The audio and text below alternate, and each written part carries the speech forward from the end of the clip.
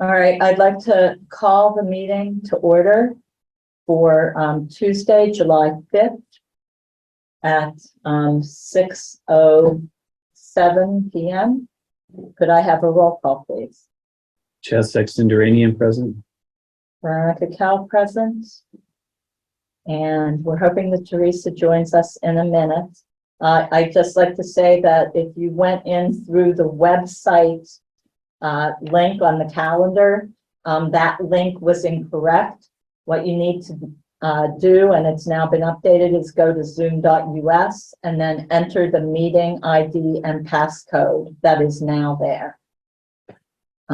So just so you know that the link on the agenda is correct. So should we get started? Could you please join me for the Pledge of Allegiance? I pledge allegiance to the flag of the United States of America and to the republic for which it stands, one nation, under God, indivisible, with liberty and justice for all. Thank you. I'd like to announce that the meeting is being recorded and it'll be posted on YouTube after the fact. It's also live on Channel 9. Chairman's additions or deletions. I have several. Under 1.6, we will be looking at meeting minutes for 4.2 and 4.4. I don't think we have any others, do we, for tonight? No. So that's the first change. Under 3.2, we are deleting. We'll do that with a joint meeting at a later date. And under 4.8, we are deleting for now the social media policy. We won't be discussing that tonight. Anybody else have any additions or deletions? No? Public comment period. Is there any public comments?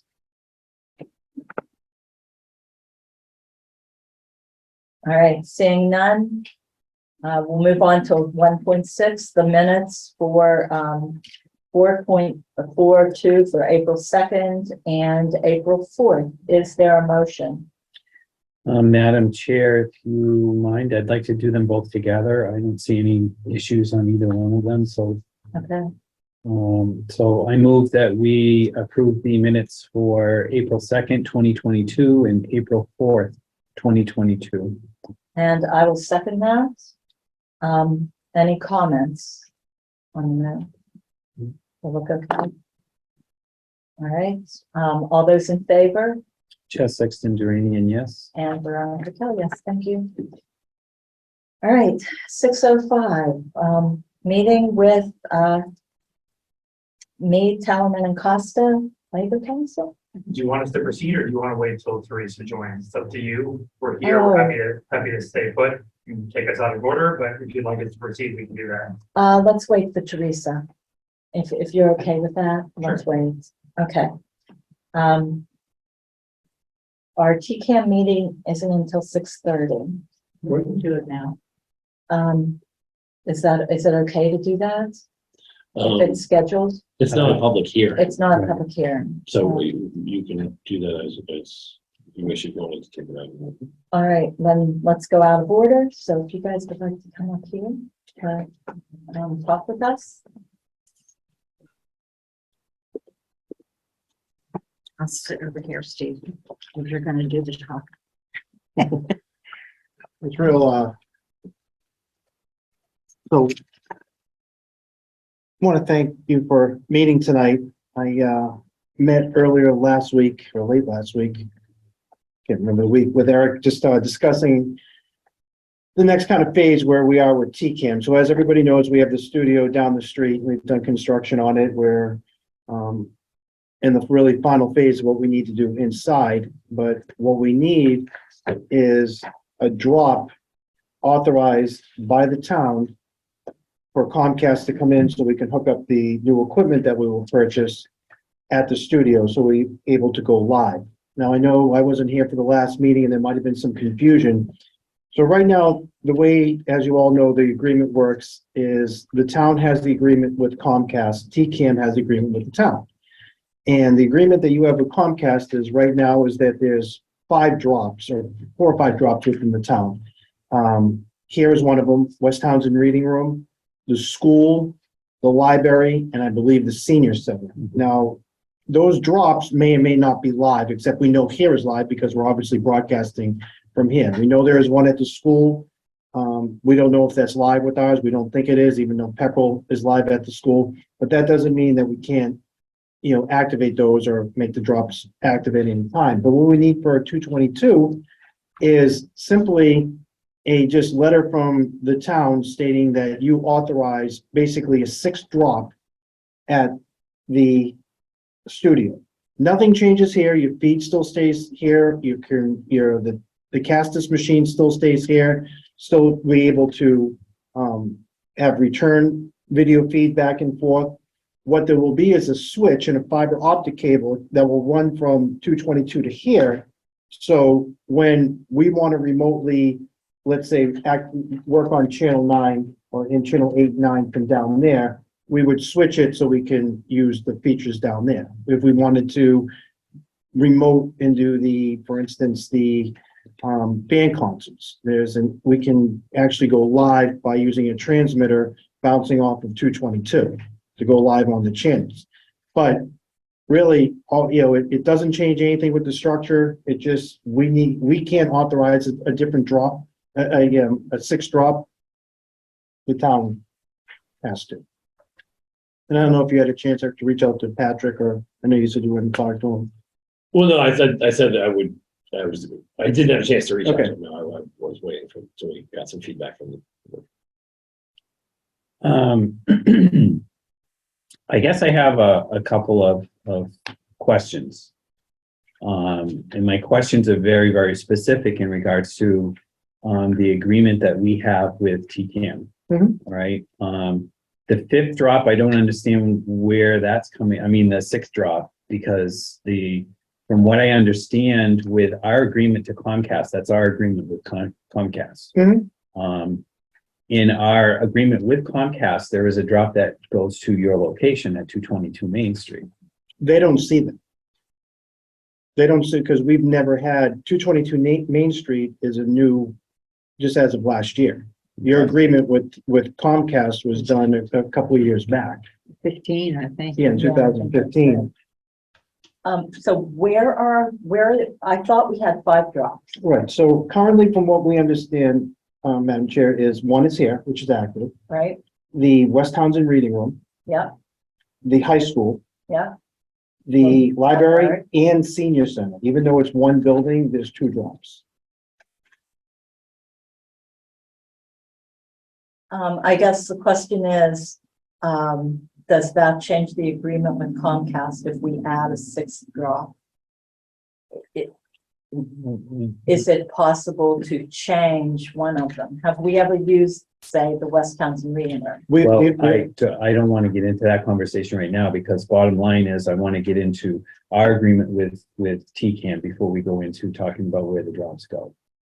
All right, our agreement with TCAM states that there are 2 channels that are involved. One of the channels originated from the high school. They're back in the day. Correct, back in the day. My understanding was that channel was the one that was going to go back to 222 Main Street. And we can, it's the same, when I'm talking about a drop, it's the same drop. It's just so we can go live. It's so we can hook up the equipment. The drop is not changing anything. It's the ability for us to plug in the new machine, just like the casters you have over here. Yeah. We can activate 8 and we can use 9. Nothing will, yeah. I'm fully understanding that. So Right.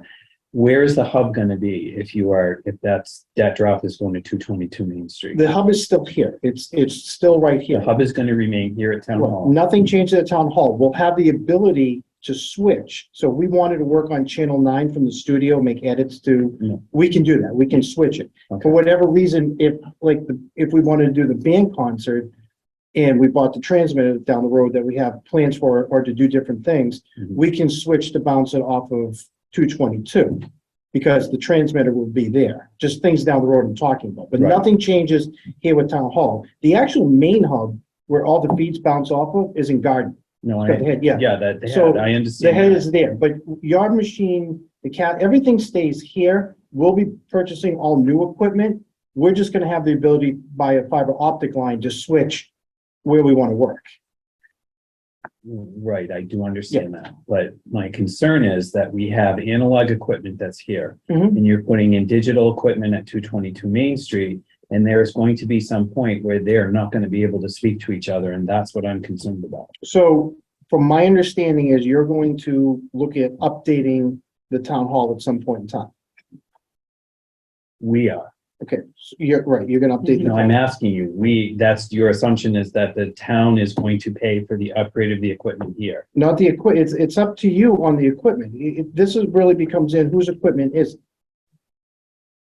And that's why I wanted to talk about this first. Right, so my assumption was, it was when TCAM, and correct me if I'm wrong, when TCAM was formed, Mhm. it was the understanding that my understanding anyway, all equipment was now the property of TCAM. Mhm. So at that point in time, this still is a drop. We can move the equipment to wherever we wanted to have a studio and just go live from there. We can still function town hall out of 222. We can still have meetings, we can still run cameras, we can still go if you didn't want to upgrade. Now, it all depends what you're looking to do at town hall. Well, so back up before we go there. According to the agreement, the original agreement with TCAM that we have, all right, the equipment is the town equipment. Okay, Past this machine, all of the equipment that's here is the town machine. Where does it Our- say that? Our agreement is, I thought it was just a portion. no, because the agreement is that TCAM is going to be managing this equipment. TCAM now is its own separate entity. I understand that, but as a separate entity, we, the town, are, with this document, we are allowing you to manage the equipment that we have, the current equipment that we have. There's two spots on the original agreement. Yeah, I didn't have it because it's in my office. Because this was going to be open. So.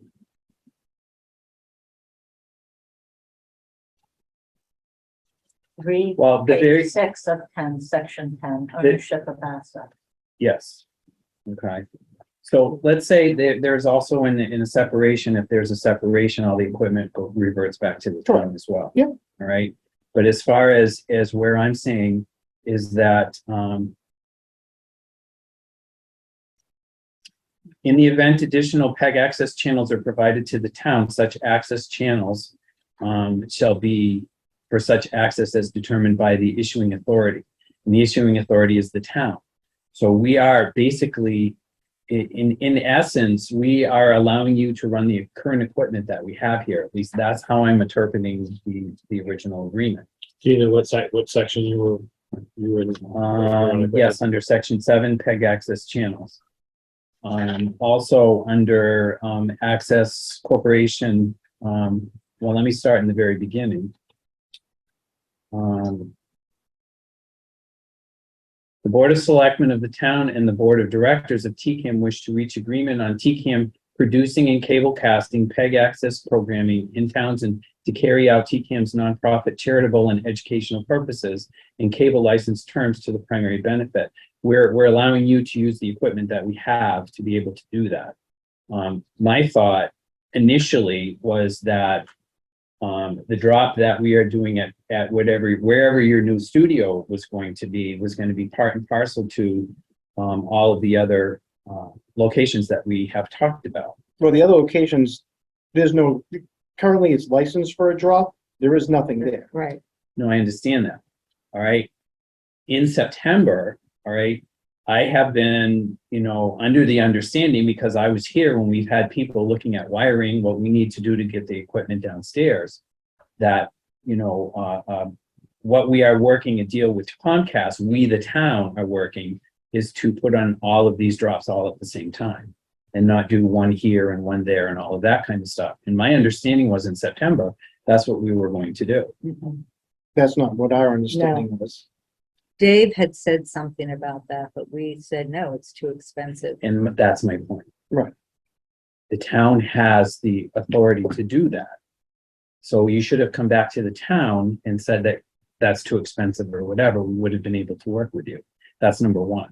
That's my Well, concern. we didn't know that you guys were on the understanding. We were just talking with Dave. He didn't. Yeah, that wasn't communicated. What wasn't communicated? So it wasn't communicated properly. I guess what you're talking about was not communicated to us, as in you wanted to upgrade town hall. That's what we were told. Yeah, we knew that. We didn't know that you guys, well, it doesn't matter whether we knew or not. It is what it is. We are trying to execute that's all I'm trying to do is to execute the agreement between the town and TCAM. And to do that, the agreement that we have with Comcast supersedes, as far as I understand everything. We have agreed with Comcast that we are going to do all of these drops. You have the drops. You don't have to do any of the drops. You have licensing for the drops. You can pick and choose. You might not, why would you ever want one at West Townsend Reading Room? You wouldn't. So, but you have the But ability to again, have what one. I'm saying to you is that's the town's decision. I understand what the town's decision. My point is you have antiquated equipment here right I'm now. aware of that. Okay, so we can put state-of-the-art equipment in a studio. All I need, or we need, is just the ability to plug it in. Correct. Which is real simply a letter from the town, so it doesn't change your licensing agreement, it changes nothing with Comcast, except that you're just giving a permission for another drop. It doesn't cost you anything. It doesn't change your agreement with Comcast. It's just saying that you give permission for another drop, so we can have an active studio. It does. It changes a lot. It changes TCAM having complete control over the media access. TCAM does not have complete control. It is still with the If we town. have a drop over there, yes. Well, TCAM has really complete control right now because we're the ones managing it. And that's what our agreement is for. We're agreeing that Okay. you are managing our program. That's my point. So how does that change whether we manage Are it from you- here to there? Against the studio? Is that what I'm hearing? No, Okay. I'm not against the studio at all. I'm against the fact that you are asking us to go against our agreement to Comcast. Our agreement to Comcast is one thing. I think you're overcomplicating this matter. I don't think we're telling you. Because against all we're doing, you're not going against any agreement to Comcast. I've Yes. talked to Comcast. And you could talk to And Comcast. that is against the agreement. That I've talked to Comcast? Yes, we, the town, talk to Comcast because that's our contract with Comcast. I don't have an agreement with Comcast. I talked to Comcast to get information because I wasn't getting the information I needed. Okay, it's been a year. And I should have had this you thing up brought- there, Have you brought that to the town, that you've been trying for the past year? to but do that's because- that's always been on us to handle. Quite frankly, the town has other things going on. So if for me to make a call to Comcast and say, what do we need to do so we can be at this point to get the studio up and running? Because it's real simple. We either get approved tonight or the studio becomes a paper room.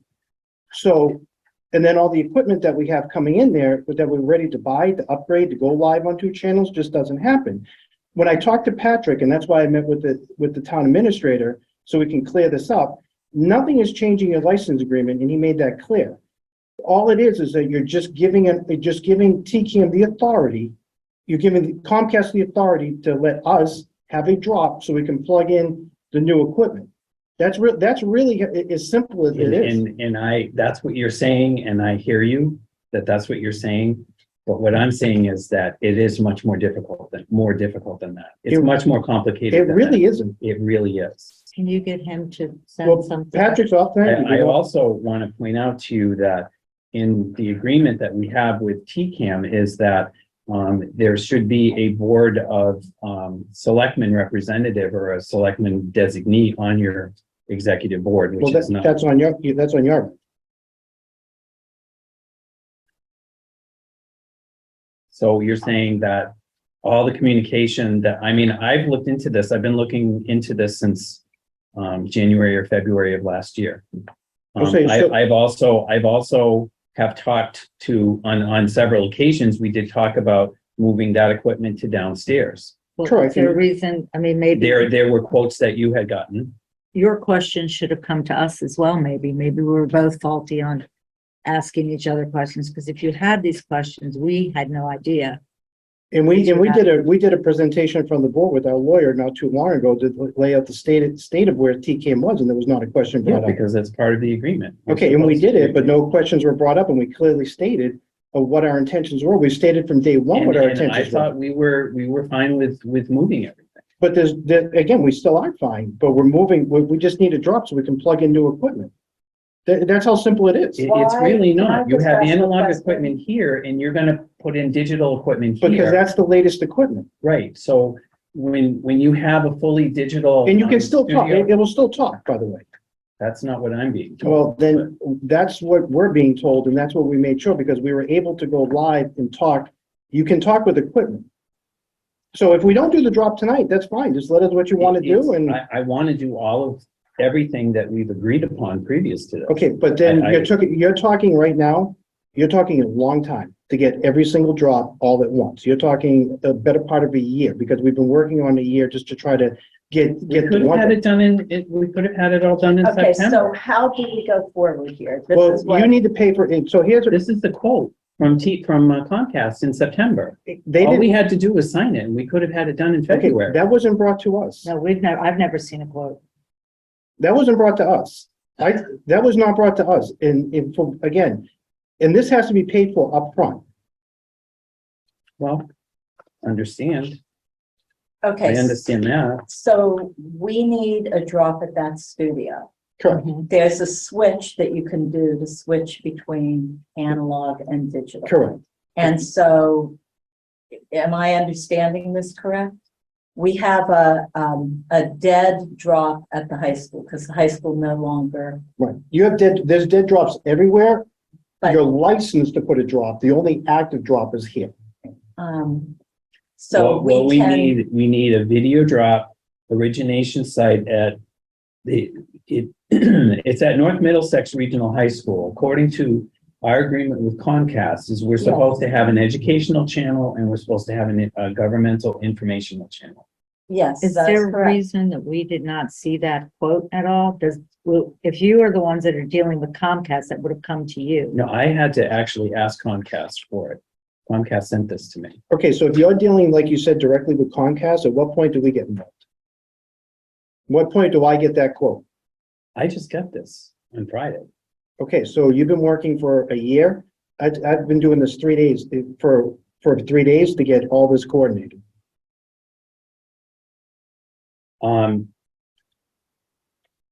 There's a library drop, there's a West Townsend Reading Room drop, there's the studio at 222 Main Street, and a fiber connection between both parties. That's what, That's the switch. right, that's But what, there that's what isn't we a need. drop yet at 220. Right, you don't have drops. Drop at There's no, 220. you're licensed for drops. The only drop you have right now is here. Yes. For each drop to go in is about 9 to 10, but let's say $10,000, just round numbers, like 9,000 and change for every drop. So if you want to drop at the high school, West Townsend Reading Room, library, you're looking at 9,000 per drop. My point to this is, let's get the studio up and running so we can give you both channels, because we have the new equipment that Dave's been researching to put in. We get that going. Then we take the second one. If you want to update the town hall, then we have to work together, because again, we seem not to be working together, which is concerning to me, because I'd like to work together and get this resolved, between both. But if you're talking to Comcast and I'm talking to Comcast, me getting information from Comcast isn't violating a thing. Me getting information from Comcast is educating myself of something that's been going on for a year. That's literally, I shouldn't say 3 days, taking me a week to fix. So that's what I'm trying to get everybody's ducks in a row, because I haven't seen that. You just got a quote now. That quote, from what I understand, has been floating around since September. So we need to talk together. No, I understand. So that. we can do that And I going forward. thought we have been working together. Well, You know, the problem is, what I'm saying is that, you walked into the town administrator last week and then we allowed you to come into this meeting today and, we should have been working together long before now. but we also have another move that needs to happen. Okay, So I'm really not clear on what you guys are looking for. it's real simple. And this is why I want to take a step back. Okay, you have to move the town hall downstairs. That's going to put channel 8, 9, or channel, the local channel off the air, the minute you start unplugging, right? What do you mean by you? The town. Town. Who's paying for that? Well, we'll have to discuss that, but let's just, Inside for- town. for hall, right I now, think just we for- will. right, so just for purposes, let's just make it, simplify everything, and then we can figure out a lot of the logistics as we go forward. The town wants to move the equipment out of here, out of that office, down to a location downstairs, correct? Mhm. That's gonna have all that equipment moved. You're gonna have to have new wires run all the way downstairs, at whatever cost that is. At that point, to do all that work, you go off the air. That's it. It's done. It's over. You're off the air. I'm And that aware of move. that. By getting 222 up and running first, okay, getting a drop there, up and running, equipment in, we stay on the air. Nothing changes. You have your live Board of Selectmen meetings. We can go live. We're just gonna remotely over there. We switch it to there in the intro. Nothing changes. But that requires the fiber connection as well, right? And the fiber connecting was all part of the deal. Right. Okay, we're just switching to go live to keep us on the air. Now you want to move things downstairs, you want to upgrade, the town hall needs to be upgraded for wiring. Now that, we can get into who wants to pay for that. There, I know there's other funds out there. You know, is that really TCAM funds that is to upgrade the infrastructure of the town hall? Or is that infrastructure of the town hall that has to come out of some other funds because you're upgrading really town hall? That's something for discussion later. And we can discuss that and come to it. Then we can still discuss doing drops at, which I want to do West Townsend Reading Room, because that makes no sense to me. Why spend $9,000 for a room for a place that doesn't even get used? But I think the school, by the way, Pepperell has to drop in the school with another cable company, so that's gonna have to be a discussion. But I think the school, which I've been working with the school, need to get kids, to do some of their intern programs with us. And the library / senior center have drops there, because during COVID, if you remember, we were all out in the parking lot. And what happened? We couldn't go live because we were in the parking lot, because there was not a drop ever at the library. If there was a drop there, we could have went live and did town meeting from that parking lot. I'm But we- aware of that. Right, but this is stuff that's never happened. This is the stuff that we put in place to get structure.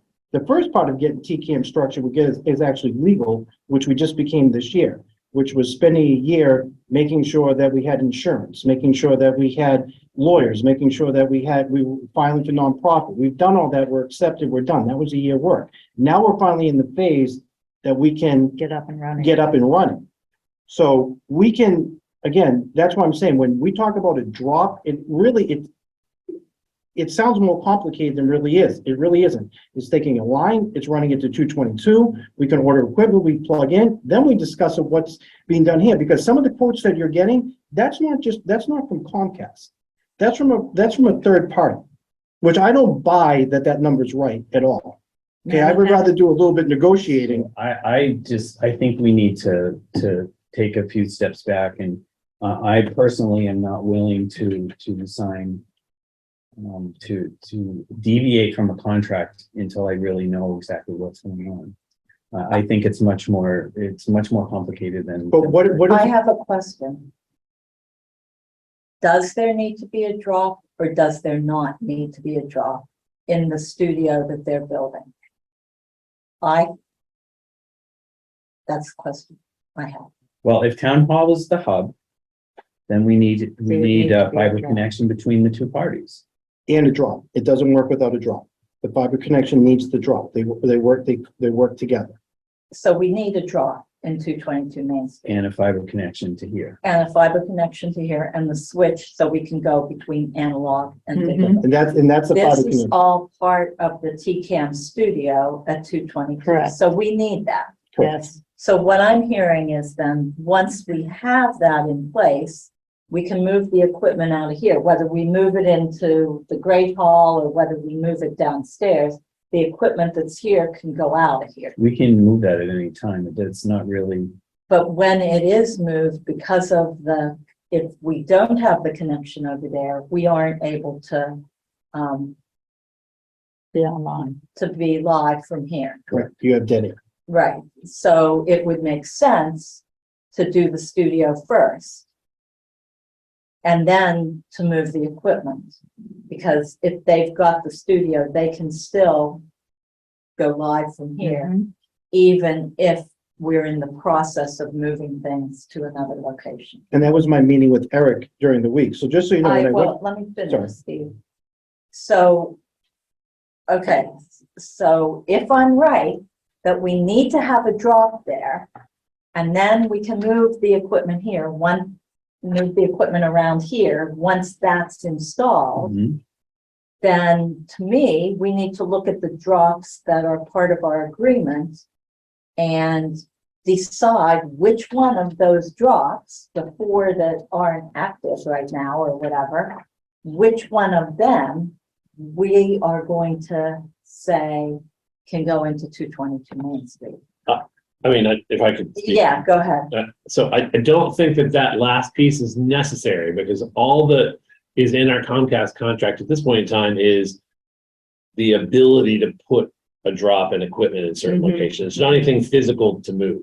Right. Okay. So all we would be doing is saying to Comcast, what I believe TK was asking is for us, there's an addendum to, or an exhibit to our Comcast contract that lists the drops that are a part of the contract. Right. And what TCAM is requesting is for us to authorize and then amending that list to add a new location that would fall under the Townsend CNN or Comcast contract Mhm. to allow a drop as part of our agreement at a different location. And then my understanding is that what TK wants to do is to work with folks to make that drop live and put the equipment there to turn that drop. Pay whatever vendor comes in to put a fiber connection between this building and 222 Main Street, and bring in the equipment to make that a live drop that can be used for services. And the concerns I think that we have are making sure that there's continuous Sir. ability for this building to go live. And also, I think that we have a reasonable understanding between, I think, all 3 of the parties that are like out between the town and Comcast and between the town and TCAM as to which other drops we want to go live, in what priority order, and how that's going to be funded, as well as the internal infrastructure of the town hall, or let me rephrase that, the equipment that is currently located at town hall, and having that moved and making sure that when Comcast runs fiber to this building, that the connectivity remains regardless of where the equipment in this building is located. Right, Okay. we have to, So we need a timeline. Madam Chair, if I may just quick, just to add to that, possible. Sure. So, and that was when I met with the town administrator, and if you remember, that was my main concern of keeping you guys live. By a switch, so you wouldn't go off the air.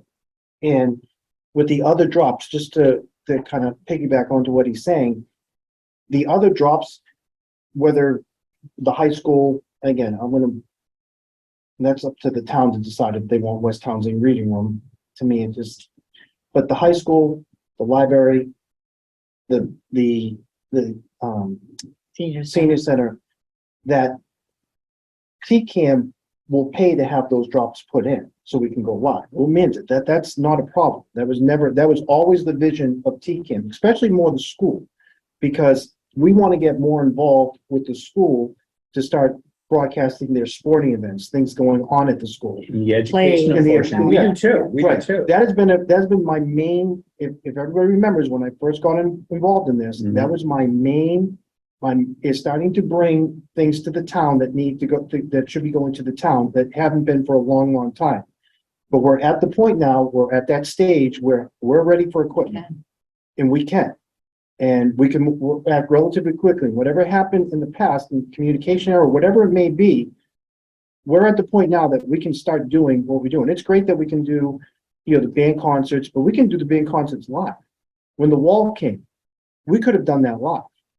There's a lot of things we can do that we can't do because there's not a studio. If you look at Westford, Littleton, Pepperell, Gardner, different places, they all have separate studios. They all have drops. they're all broadcasting out of there. This is broadcasting out of here for a town is antiquated. Nobody does that anymore. So I just want to go back to when we spoke with Patrick. Mhm. He heads this whole thing. Mhm. And he's the one that told us it can be done in short order. I can have it done within weeks. We put if this was approved tonight, I have Dave, which I see on the camera, write a check, get it to Patrick, we're in the engineers and we're on the list to get in. And then we can turn around and say, okay, whatever you decide what needs to be done in here, that's a discussion for a later date, but we'll never go off the air. So it's something that I discussed with Chaz a little bit last week, and Teresa has her hand up. Oh, Go I ahead, when you're apologize. done. When no, you're done. I didn't see Teresa's hand, so. Teresa, do you want to go ahead? Thank you. Yeah, excuse my voice here. I'll try to get it to say, but my major concern is not so much who owns the drops, who owns where, whatever. I understand we need to get or want to get all these drops into different places, but I didn't hear it addressed at all, and maybe I missed it. Who owns the decision on what's going to be broadcasted if it's not here at the hub? How is that decided? It's, Are we the deciding factor as the selectmen, or does it come under TCAM? It's under the agreement. In other words, the agreement that we have specifies what is to be, Right. what is to be done. That in the bylaws, I But believe. as far as programming spelled on the out, yeah. channel, The channel, I think it's in the bylaws. We specified what meetings, et cetera, et cetera. It's here. It's in the agreement. Provide coverage for key town meetings and elections. So if you look at page 4 at 10, 11, 12, 13, it spells out what they are to do for us. Beyond that, they make the decision for what they want to put on the air. But as far as what we agreed, they could even work for other agencies, Right, if correct. they wanted. Pepperell does for 2 towns. And so, but the agreement spells out what they will do for the town. It says in, number 3 in section 7 specifically states, the issuing authority retains ultimate control over the cable casting of programming on the public, educational, and government access channels. And under definition, the issuing authority is the town. Yes, that's true. But we can't, Are you gonna, I see that part as far as telling us what to play at this time, what to play at this time, and what to play at this time. Seems like a bit of micromanaging. Well, it's not. The town is responsive. It's just like if somebody has a town Facebook page, we have to have somebody ultimately Okay, so- responsible for it. So then maybe we need to assign one of you to confirm, so we can get together and decide what programs we're gonna show. And again, this agreement says that we are going to be working together to be able to, I don't have any problem about what you guys are going to put on there. That's not the issue at hand. I have the two main issues, and what the reason why my feathers are all ruffled is I'm concerned about the fact that we're an analog system and you guys are going to get digital over there. And I really am not 100% guaranteed that this is going to be a smooth thing. Well, I don't want to get into the technical Are you- conversation. are you saying then that they should get analog as opposed to digital? No, what I'm saying is how is this gonna, it's the connection between, number one is the hub, how the hub is going to be set up. I would feel more comfortable if the hub was set here, only because this is a permanent fixture and that is a rental property. So the hub really is something that we need to consider. Number 2 is, how is this equipment going to be talking to each other if we're analog and they're digital, no matter what runs that we have here? Well, this probably Isn't this the still gonna first be the time hub? that This has happened. This is still gonna be the hub. correct? Nothing changes here. Right. But It's- you are gonna, Right. you are gonna, this is always the main drop. However, again, if, then we'll talk, but this is old, as you agree, this is old, Mhm. okay? So we're gonna go state of the art. At some point in time, we will have to make a decision of what happens here. By us, let's say for whatever reason, this place burns down tomorrow, okay? And we have the studio up and running. Nothing changes. We still go live. Whether See, the, that's my point, because the, but there's a, with the control then goes over There- there. in that there's the big- problem. Well, there is There- nothing here, right, yes. so there's the issue at hand. You're concerned about the control. This is not a control thing. This is something that we need to do in order to broadcast. This is not who has control. This is not a power struggle. This is what we can broadcast to the town. And This- that's, the power struggle is, no, it's not. Well, you it's said not that- control. So the control is we The can be able to control- switch. Right, I understand that, but we are analog here But and you're when you digital over upgrade there. here- And, no, I get that too, but Won't that be it's not, digital? Madam Chair, it's not as simple as it's, I would like to be able to have a conversation with Comcast and with a representative from TCAM to be able to make sure what we need to get here. I don't want to authorize Okay, the then drop I- without. Go ahead, Aaron. Well, if I can say that I think there are two things that I think probably are related to that, which is number one, there's a specific clause, and I think it's been mentioned a couple of times in the agreement that there should be a Board of Selectmen, a member of the Board of Selectmen directly appointed to be on the TCAM board. So if that is not something that happens, that's something that I think the board should absolutely do, because I think there needs to be a member of the Board of Selectmen on the board and to represent the concerns, I think, of the Board of Selectmen on the board. I think that's the reason why that clause is specifically there. Because I want it to happen and I want it happening like 3 months ago. I wanted it to happen a year ago. Yeah, okay. Yeah, so So I- We're on the same Now, we're page. paying, so I- not argue that because we We're didn't paying have money for studio nothing. a year It's okay. ago. Right. Well, no, we had to Money go. for nothing. What do we need to do to move forward to get this done? I want to be able to, I don't want to authorize a letter until I know exactly what. Well, I gave them the information. I gave the town administrator the contact that we have who heads this at Comcast, who unfortunately was just not available tonight. But you have the email, he has easily reached out to move forward and to keep things going and not stop this process and delay it anymore, because believe it or not, I mean, we could have put a drop into the studio with permission at any point in time. That lease on that building is a 5-year lease. So we have some longevity. We've got a 5-year lease on it. Mhm. So to keep us moving forward Hoping would it's a be, studio. would be real simple, is we will get permission to put the drop in. Could we get on Comcast, we know how everything is moving slow because of logistics and everything else, and, we just know things take time. But we've lit a fire under Comcast to get us moving once we get them a check. That puts in, and then we have a separate discussion at a separate time on what we as a team all want to do with town hall. But we have to go state of the art. We can't go analog. We can't, we have to go state of the art. So the issue becomes here. But the good news, the great news is while we decide what goes here in the movement and where the town would like to move the equipment in here, we never have to be off the air.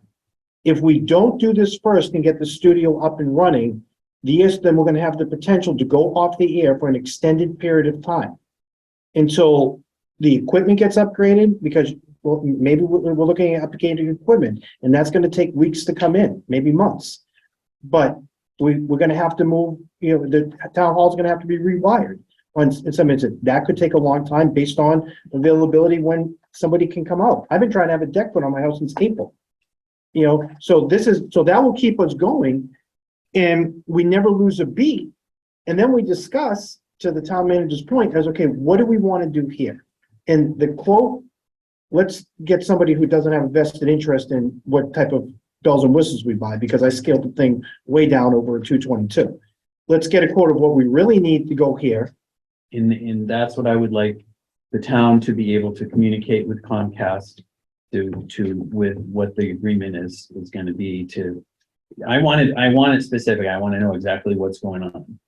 All right, Okay, so I don't want a letter saying that we're authorizing someone else. I want to say, this is what we want. So I want an agreement between the two parties to say, this is what we want. So when we approach Comcast, this is where we're all, whether it be an MOU or whatever, I just want to make sure it's all spelled That's out. fair. And Patrick laid that out in the email, if you read that. sure. So I read the emails, and one of the things that I drafted up in preparation for this conversation was a draft of an MOU between TCAM and the town about these upgrading technology equipment. Now, it's not, I think, in its final form. I think it needs a couple of tweaks. Because I do think there needs, as the chair mentioned, I think that we probably need to put a timeline on it to the best of our ability. And I think it's helpful if it also has some priorities, so that we say, Sure. for instance, and I'm just throwing this out there, we want to have the hub set up at 222 Main Street and the fiber connection, and at no such time shall the live feeds be not available from town hall.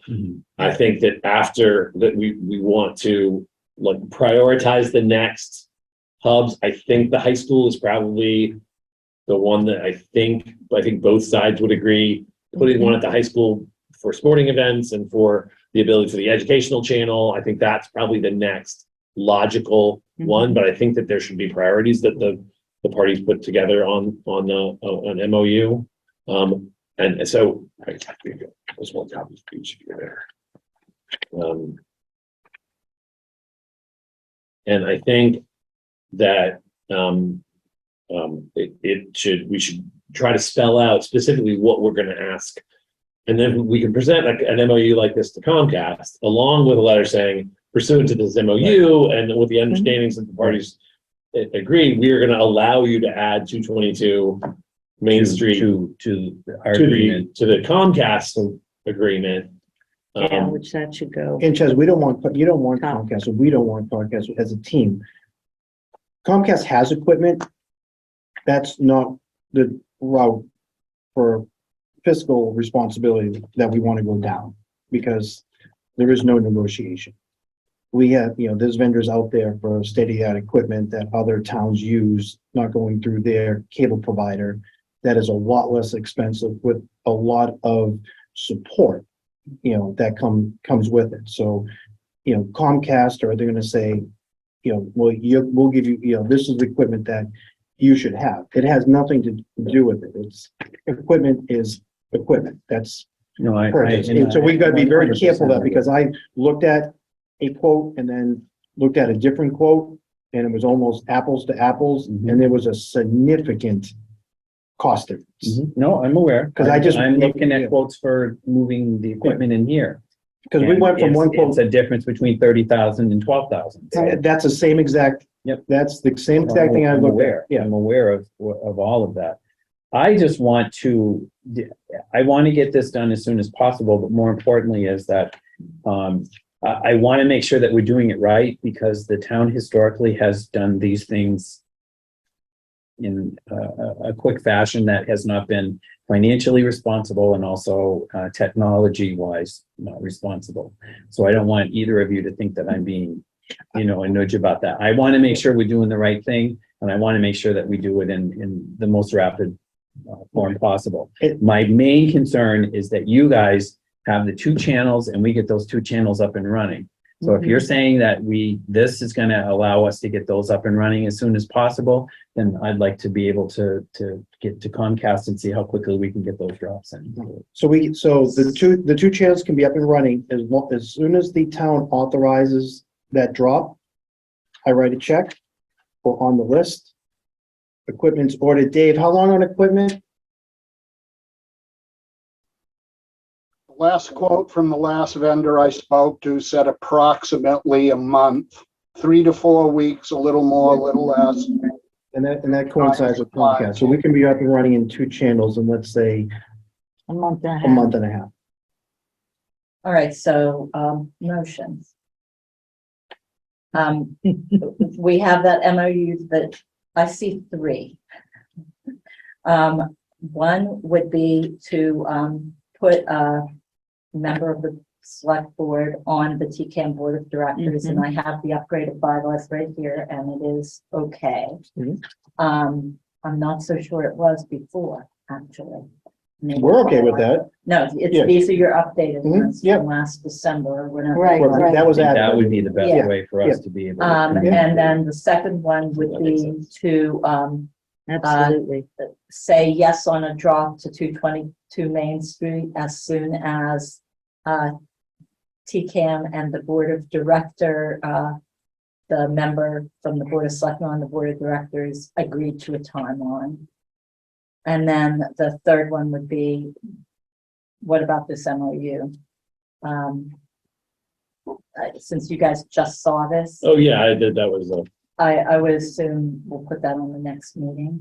Yeah, and I have no problem with any of this. We want to Neither, work together. So whatever gets it done, and I like the idea. I think it's great that, you know, we have a member of the board. So something like this, we're in communication before we even get to this point. Right. Yeah. This is the, this is the next phase and we do I it. agree. Yeah. Okay. Let's straighten this out and get it done the Yeah, right way. yeah. All right, so I'm just gonna make a motion that we put Chaz Sexton Duranian on the You knew that was coming. Yeah, I was about to say that. TCAM Board of Directors as the Board of Selectmen representative. Teresa, Second, thank you. Oh, she was very quick with that.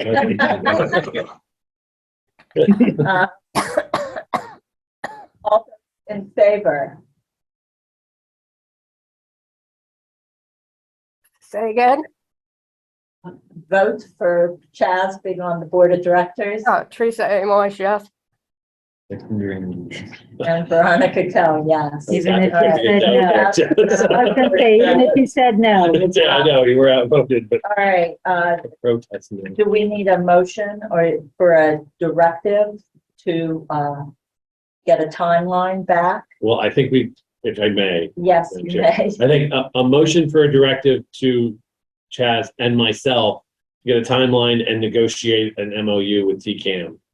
Okay, so, And I think those would be the same. What about the letter to Comcast for them?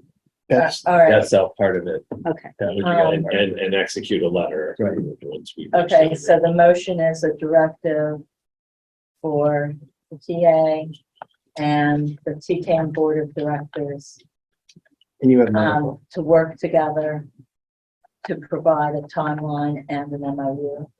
So moved. Second. All right, all those in favor, Teresa Amos, yes. Kristen Duranian, yes. and Veronica Kell, yes. Okay, so we're all set. Thank you very much. Thank you I very appreciate much. your time. Thanks. Thank you. You have my info, right? If not, I'll email you my phone. Yeah, I have your info and I will send you an electronic copy of the MOU for you guys. The final one, The one. we're gonna go with this. Well, no, I mean, we don't have to go with that, but I want you to have it so you can, if you can have edits, you can go in red line. All right, And appreciate it. I'll copy Chad on Thank it. you. Thank you very much. you. All right, now, if you guys would like to come up here, that would be great. Teresa, I don't have the time that you joined the meeting. I don't know how important that is. Do you? Okay, I think it was like about 6:17. Okay. Thank you. All right, so we have Adam Costa and Shane Friedman. Jane Friedman to discuss Labor Council Yes. going forward for this year. So thank you for having us tonight. We are here to discuss our hopeful continued representation of the town as Labor Council. As you know, we were appointed as both Town Council and Labor Council back in the fall of 2018 and been representing the town for the better part of 4 years now. I've enjoyed representing the town. I hope you've enjoyed having us represent the town. I think it's been certainly a positive experience for us and been some ups and downs and been a challenge at times, but things have been good. It was brought to my attention just prior to town meeting that maybe there were some concerns with respect to and I don't want to put words in the mouths of any board members, but be it communications or relationship with our firm as Labor Counsel. And the request was, or suggestion was, that maybe we could identify a different point of contact for Townsend as Labor Counsel within the firm. That, of course, is one option. Another option would be if you were dissatisfied, that we could make recommendations to you to refer you to different counsel, which of course is an option you always have. But we thought we'd start at the chair's recommendation with an introductory meeting. I wanted to introduce you to Jane Freeman, who's relatively new to our firm, but part of the reason we brought Jane on is because our labor practice has been growing over the past 4 or 5 years. I think it's safe to say most of the communities where we are general counsel have chosen to bring us on as labor counsel, even in communities where we were not originally hired as labor counsel. So I think that speaks well to our general representation of these communities, but it's also meant that we've become quite a bit busier as labor counsel throughout Massachusetts. And labor law is one of those areas of municipal law that is very specific, and those of us, myself included, who are general municipal practitioners don't know a whole lot about labor law.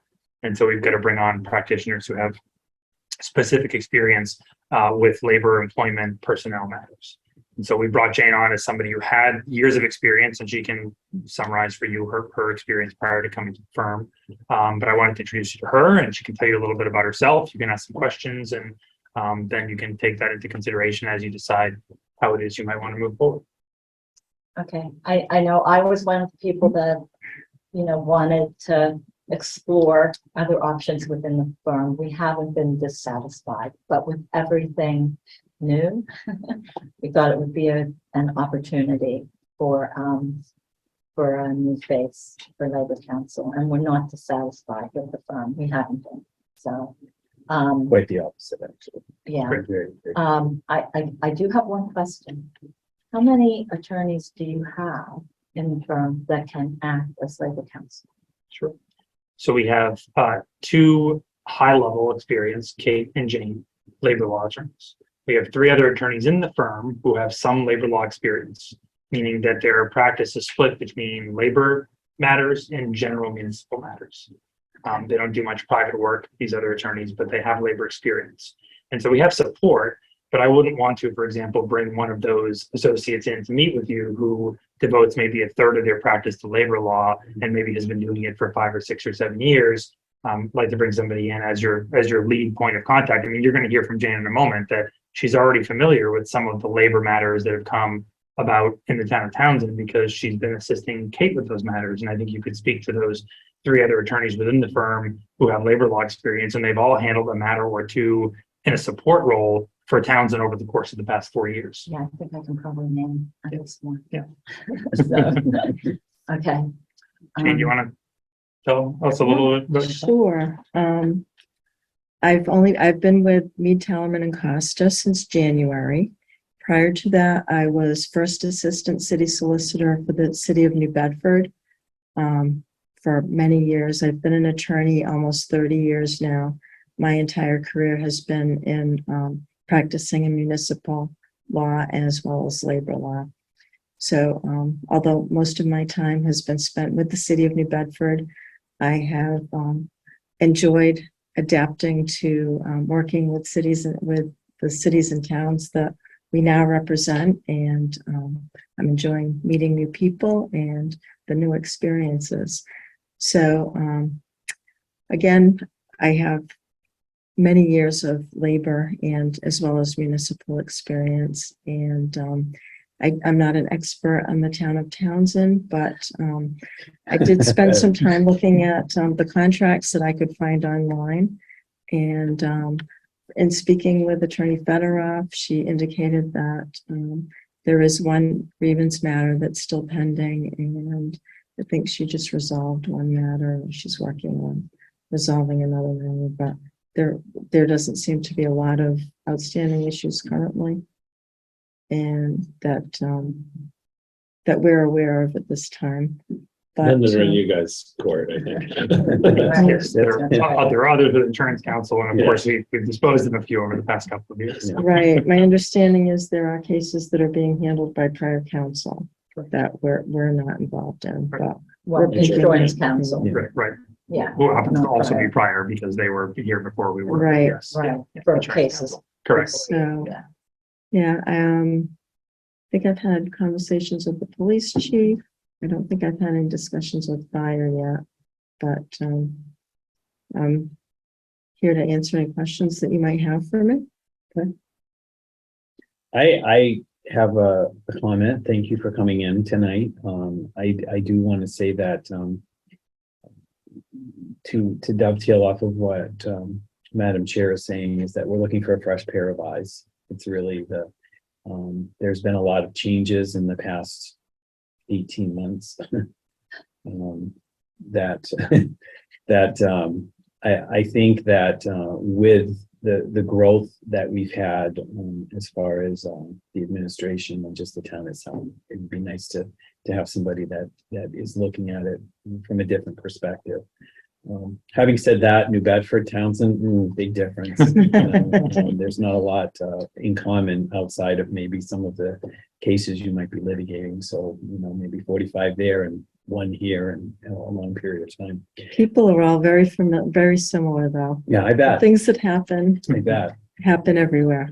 I think for me, especially with the town, is I'm a big fan of customer service. I think that's really important. And I personally want to be able to feel comfortable with that I'm being heard from my position, number one. Number two is that the individual is communicating as effectively as we possibly can. And thirdly, that we're all on the same page before anything major happens. I mean, those are the 3 things that I would be looking for. So I think communication is very important, and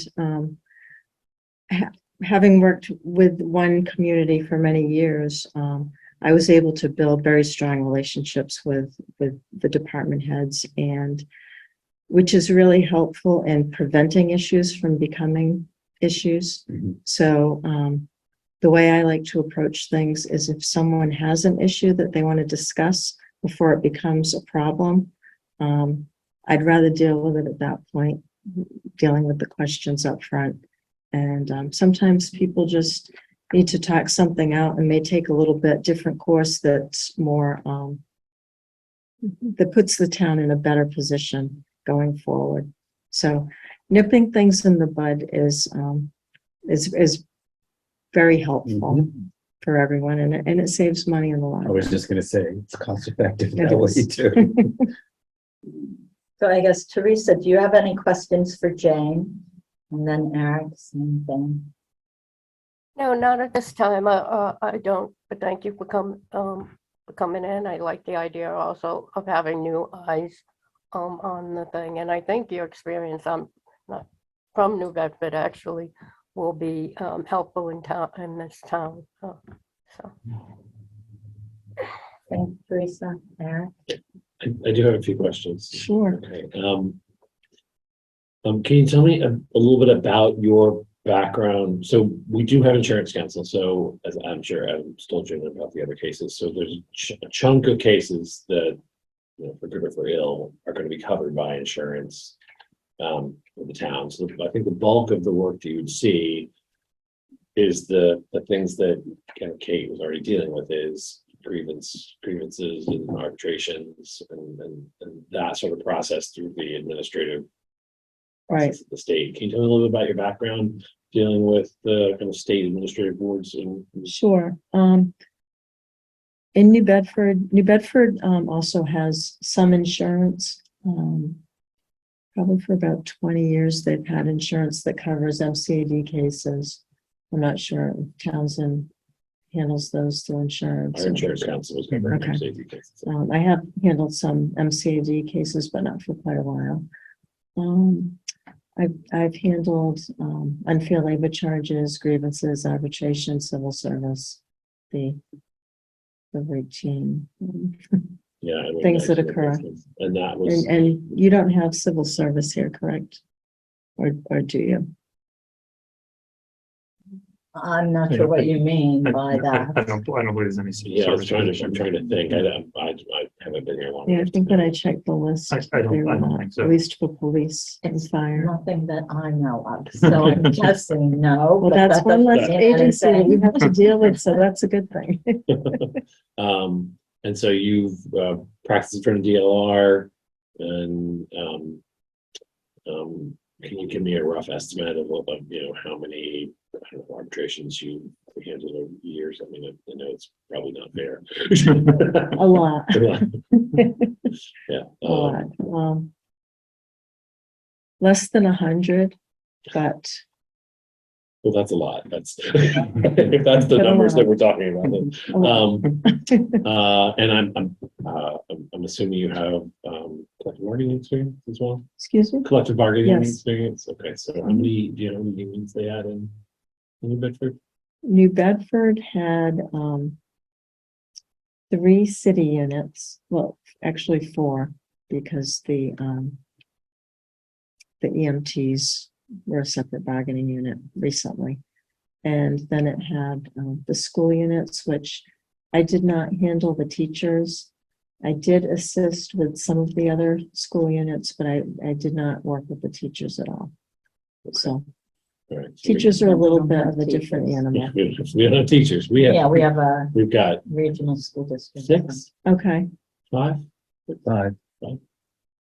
4 AFSCME and or ask me 1 in the firefighters. IA. okay. Um, And police is an ASME unit. Right. Police is nasty. Yeah.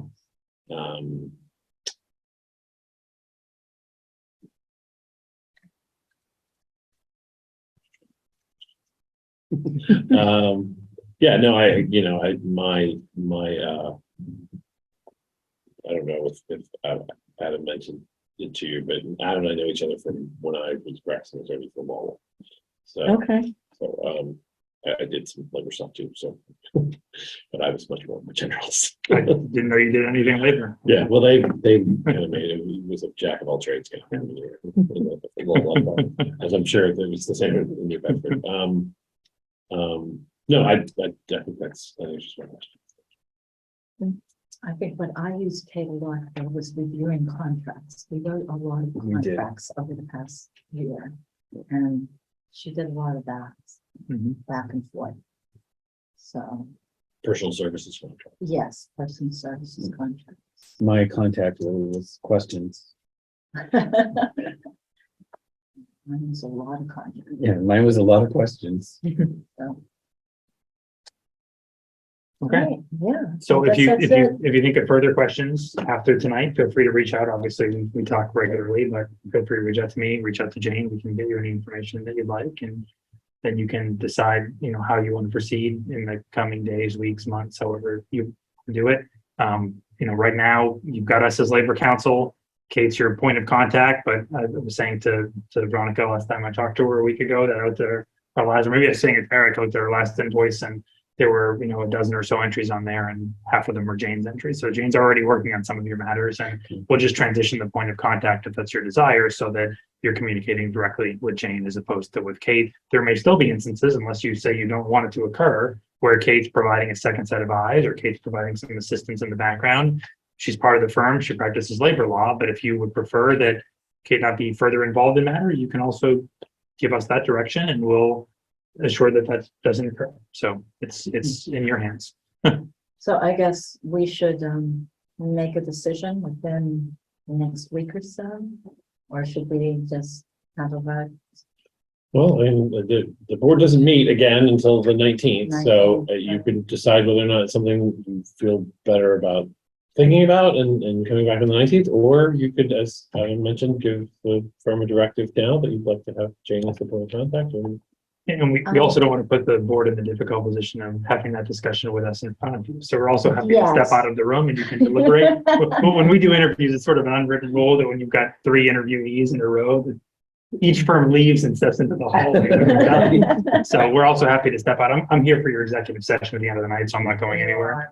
But we can step out for a while, and you can have deliberations and discussions without us being right in front of you. That's fine with me. So what would you like to do, Chaz and I'm- Teresa? I could make a directive right now. I don't need to have a discussion. Yeah, I think it meets the needs I was looking for, which is new lights on it, so I can make a decision. And I'm the same. So, is there a motion? I'll move that, we, have Jane Friedman as our labor counsel and direct, counsel to have her as our point of contact for labor. And is there a second? Second, Any further discussion? All right, then all those in favor, Teresa A. Marsh, yes. Sexton Duranian, yes? and Veronica Kelly, yes. That's great. Welcome aboard. So, welcome, Jane. Thank you. Welcome aboard. So please call me so we can catch up and. You have Jane's contact information. You can obviously always contact her through me and we'll just facilitate the transition of whatever physical files need to be transitioned so that Jane has them all at the ready. But Fiscal file. I mean, so much is electronic, so I imagine everything we've got is easily I think accessible. what you have is what, yeah, Kate can just say, here's my Jane, Right, or anything that Eric has to, additional to sure. hand off. So, Okay. Very good. Very It was nice meeting thank you for everyone. coming out. Thank you. I'll see you all in a little while. Okay. Thanks. Do you want me to text you or something, Adam? When we're... I'm just gonna set up time and come back in. Okay, So- all right, thank you. All right, moving on to 3.1. We need a motion to appoint Peter Eldridge as a probationary police officer effective July 11th, 2022. Is there a motion? Madam Chair, I make a motion to appoint Peter Eldridge as a probationary police officer effective July 11th, 2022. And is there a second? Second. Any further discussion? I've looked at everything and this is coming from Chief Sartell, so we should be all set. All right. This is the one that, is set up to go to the academy. Right. Yeah, so, yes. And we have the other person that we appointed is at the academy currently, correct? I believe that. Yeah. All right, so roll call vote, Teresa Teresa A. Marsh, yes. Sexton Duranian, yes? and Veronica Kell, yes. All right, moving to 3.3, skipped over 3.2, that will come at a different date. Is there a motion to appoint Thomas Isles as cemetery and parks intermittent seasonal laborer effective today? So moved. Second, Thank you, Teresa. Any further discussion on this? No, we have all the information sent in by Parks and Cemetery, so we should be all set. All right, roll call vote, Teresa Teresa A. Marsh, yes. Sexton Duranian, yes? and Veronica Kell, yes. Welcome aboard, Thomas and Peter.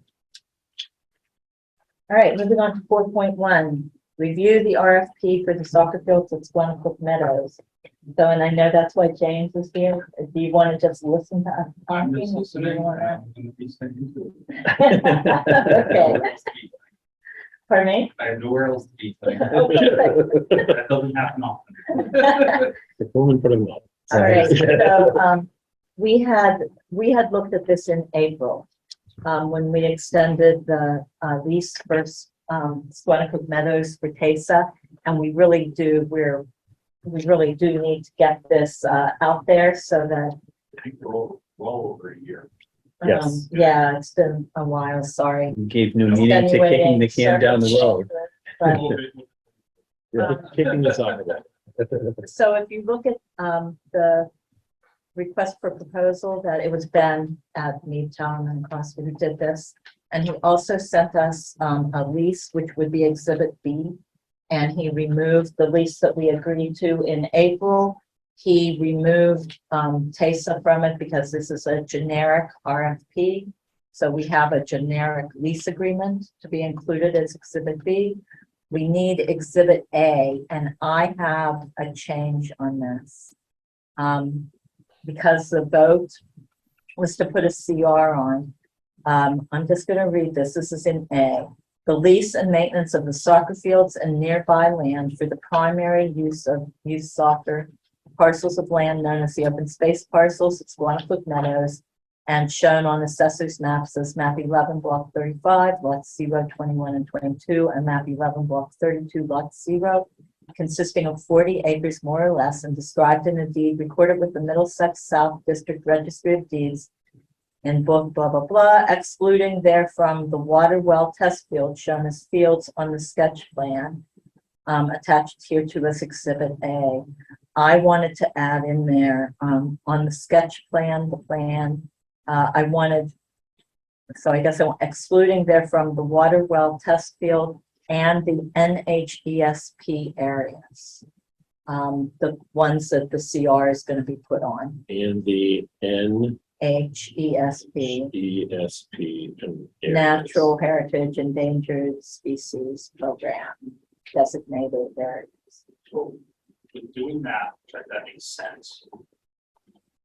One of the things that we talked to about with National Heritage was reclaiming those areas for habitat.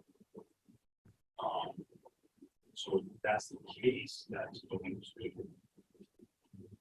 almost omit days of being able to do that.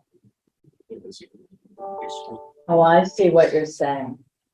I guess I don't disagree with having it worded like that either. But it's I get, so Eric, this is to bring you guys up to speed on this. That is, a lot of that is protected habitat.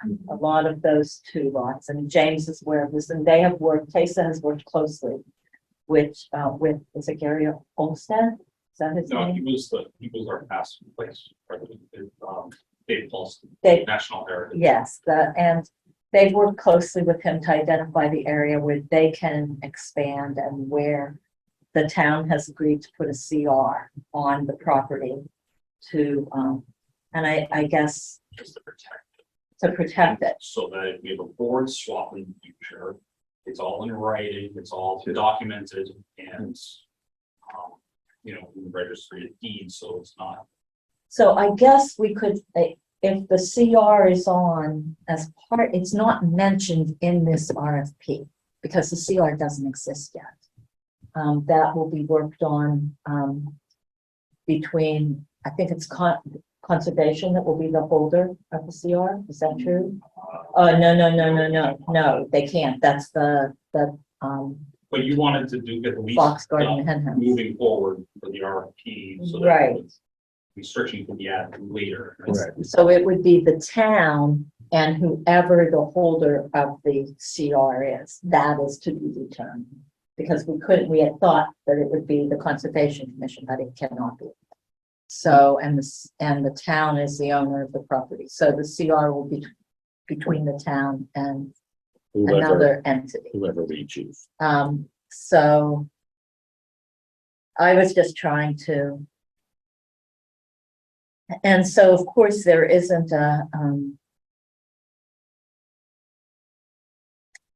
there is not yet a recorded CR is what I'm saying, but what is recorded, it shows the well field. And the thought, eventually there would be another soccer field between the 2 that are there Yes, that's and a building in that area. in that area, somewhere in there. So if you're out there, there's a soccer field here, there's a soccer field here. All around the soccer fields is the protected habitat. Right. So, and part of it is a well site, a potential well site for the town. And there's a lot to be said about that too, because it's in protected habitat. Yeah. It's a whole That's separate. real, we don't near that. Right, no, you And don't. a lot of the protected habitat has become overgrown over the past 22 years. We want to promote nesting away from the soccer fields, and part of our plan is to, like I said, to establish the areas, but we also plan on delineating the areas that we don't want people leaving as part of this. So it's a lot of different things, but you have to do the RFP, but so we can do the next step, and Right. we don't have any way around that. So the concern about the language you added is by adding that language, are we removing the ability of whoever responds to the RFP from actually doing the work that we want them to do on the site? And that would be in the CR. I mean, the CR would define what can and cannot be done in that area. So let's leave it as is. So Guess I take not add back that. my- Yeah, I think not that one add of the- 'cause we had to the RFP. been to, I know there's been a million different revisions, so I don't expect you to remember every single one. But one of the leases that we proposed to you, I believe, included maintaining the national heritage.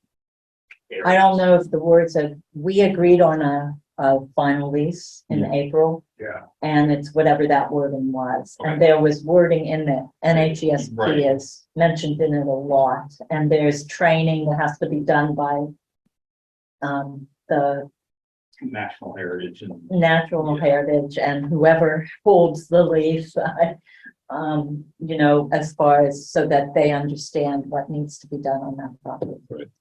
So, or, you know, to protect the property from people running up the hill, and, you know, et cetera, et cetera. So anyway, all right, let's leave it as is then. But what we do need to change is the date. That would be an August date. These have to be posted for what, 30 days? So if we can get this done by, you know, beginning of next week, the 15th of July, then we could have there's a week and then a 30 day, it'll be the end of August. I think that's when you have this. That's what we extended I the mean, lease to, that's exactly You right. you could approve this RFP with the date blank and just as the directive for the posting to say the town administrator shall post this as soon as possible Right. for 30 Okay. days. All right. And then I'll just fill into the RFP. Okay. That's something that, yeah, I don't think you need to, All we need right. to nail down right now. So, and I did talk to Mike about Exhibit A, making a better Exhibit A than what existed in 2005. So, but you might want to talk to That's him the again. outline. For me? That's the outline of the areas. Yeah, I have one of them here somewhere. Yeah, no, I know what you're talking, I know the areas, and It's this thing.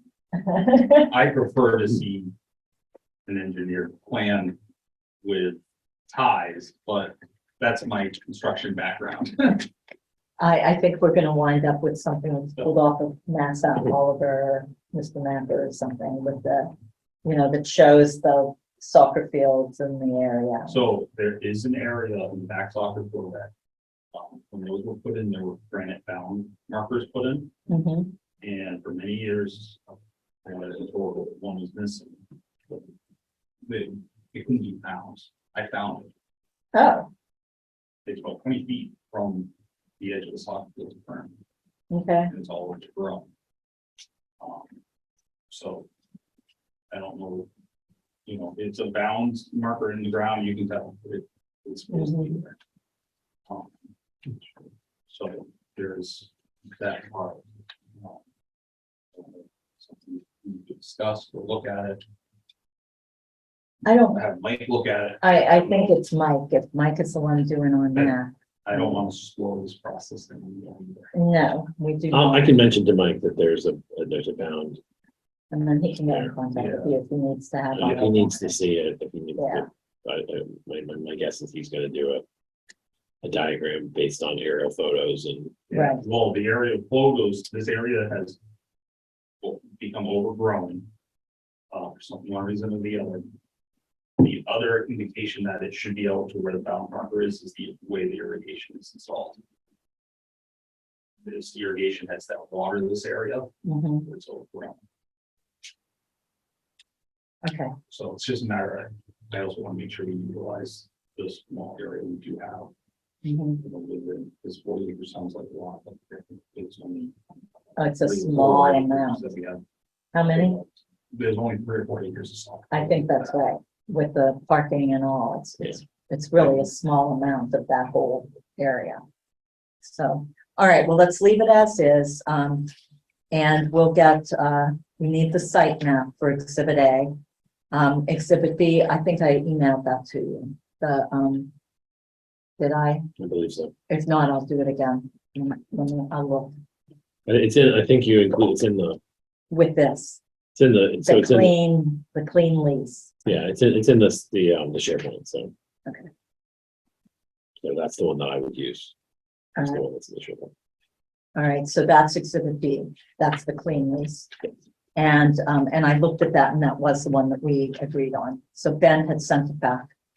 All right, and then, so I guess we need a motion to, allow the, town administrator to make the updates that need to be made to the date and the name of the town administrator. It says interim town manager, and it really should say town administrator.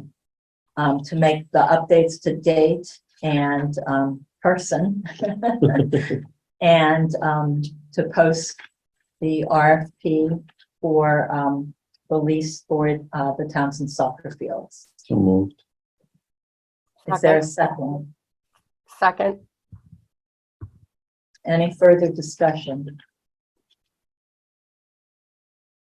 Chaz or Teresa, anything else you want to add to this? Okay. Roll call vote then, Teresa Amos, yes? Dexter Duranian, yes. and Veronica Kelly, yes. So, thank you. Thanks, James, for the input, and thanks, Eric, for being willing to get this out there. Get that turned around. Right. All right. Thank you. All right, now I think we're to, Main stand, I believe. yeah, the bandstand. All right, so, we had directed the, Friends of the Gazebo, or the Friends of the Bandstand, and the Cemetery and Parks Commission to come to an agreement. And they provided and to meet with us, I think it was by June 7th. So we're a little bit out there, but they requested an extension, which we granted them. I don't have this somewhere. And they provided us with a write-up of where they stand. So I'm good with this. I know they're meeting with an architect from here in town. It was either today or tomorrow. I think it was today. I got a call from Roger and the architect when they were out. So Okay, good. And so they'll look at what's there and let us know what they're planning to do. just a note, Madam Chair, I believe the architect is going to be required to file a disclosure with the Board of Selectmen because it's a member of the Planning board. So we'll get that on an agenda for for this. the 19th. Okay.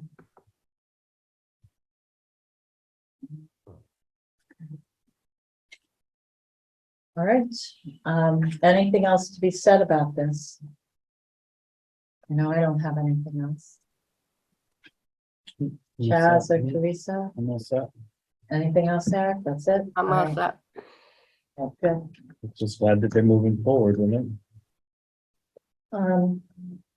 Me too. Second reading of the Emergency Assistance Funds Policy. So I need to bring this up on SharePoint because I did not.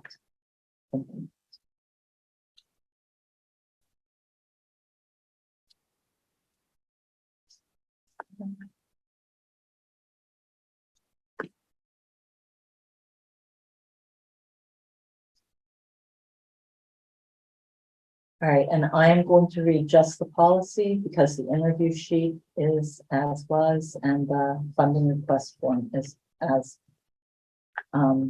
is. So is that okay with everybody? Mhm. So this is policy 05 of 2023. It replaces policy 2014-01, which was the old worthy funds policy. So Townsend Emergency Assistance Funds Policy. Purpose. The town holds several trust funds, the proceeds of which are to aid the town's needy. Residents facing financial hardship may apply to the town for assistance from such emergency assistance funds, formerly termed worthy funds. Requests for assistance shall be administered in accordance with the administration process outlined here.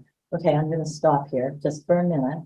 Because we have this as replacing policy 2014-01, should we strike that parenthetical formerly termed worthy funds? Do you think?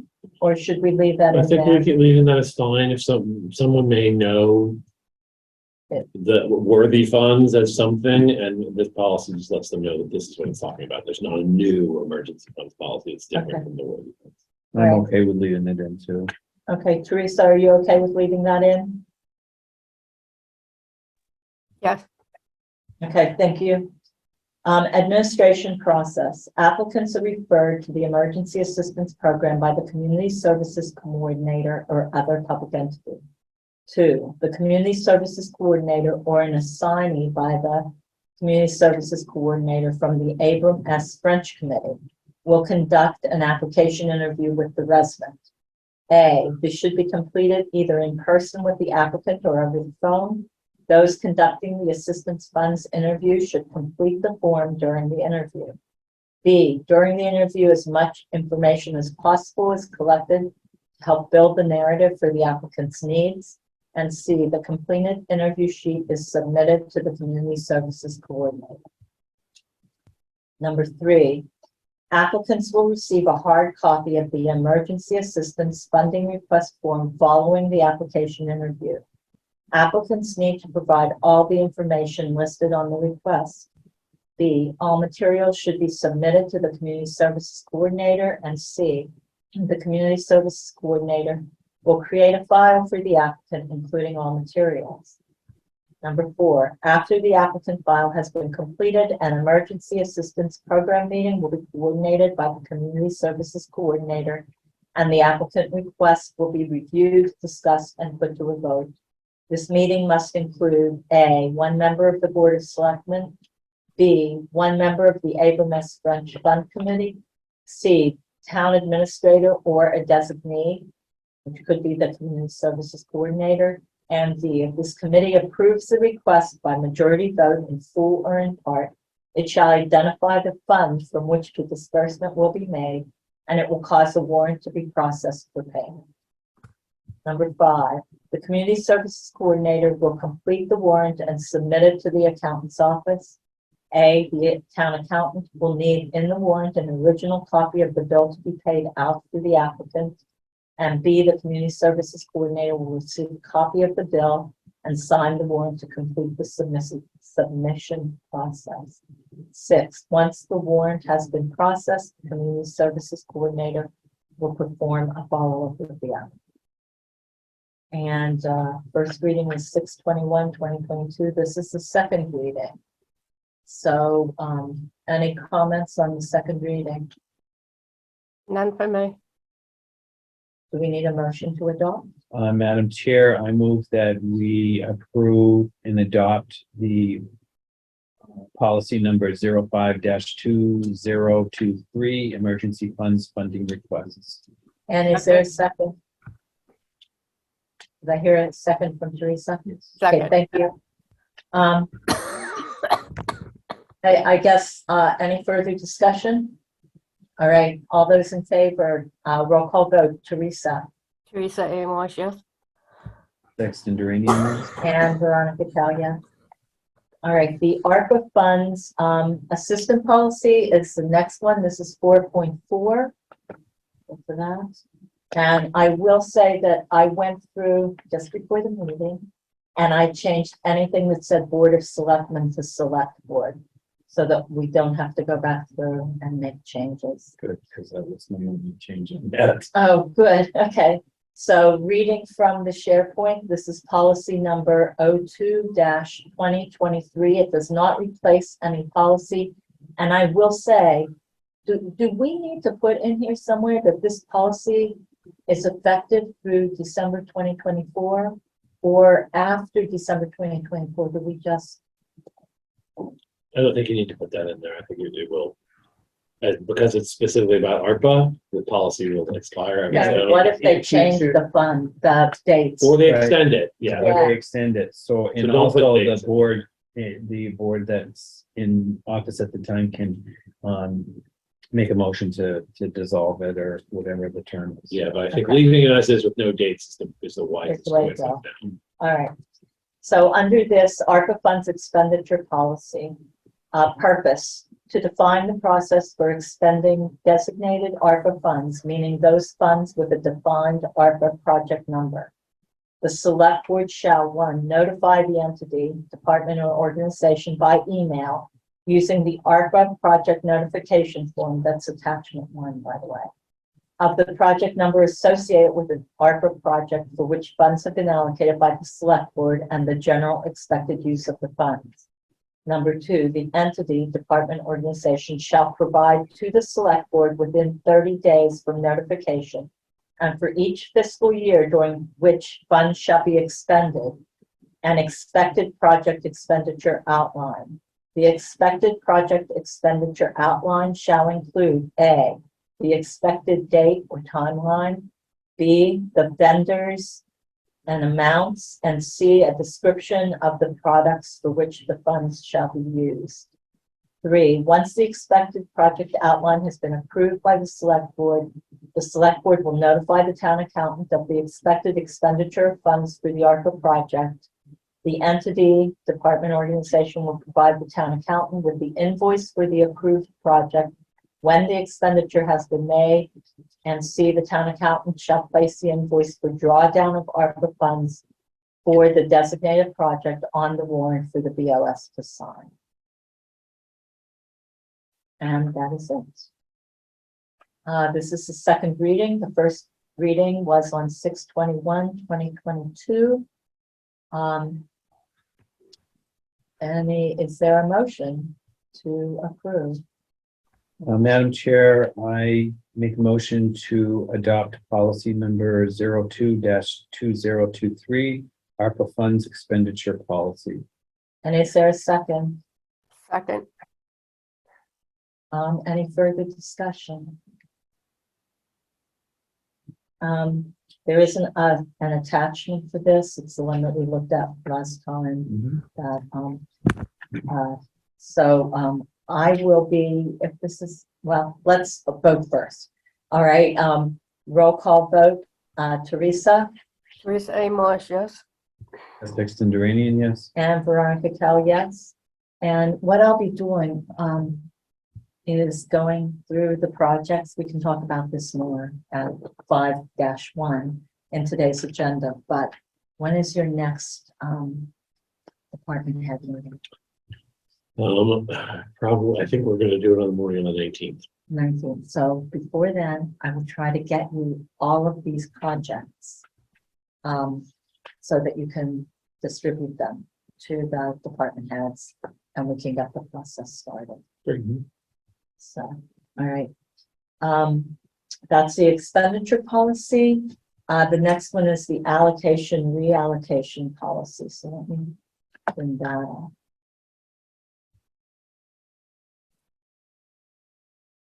This is 4.5 on the agenda.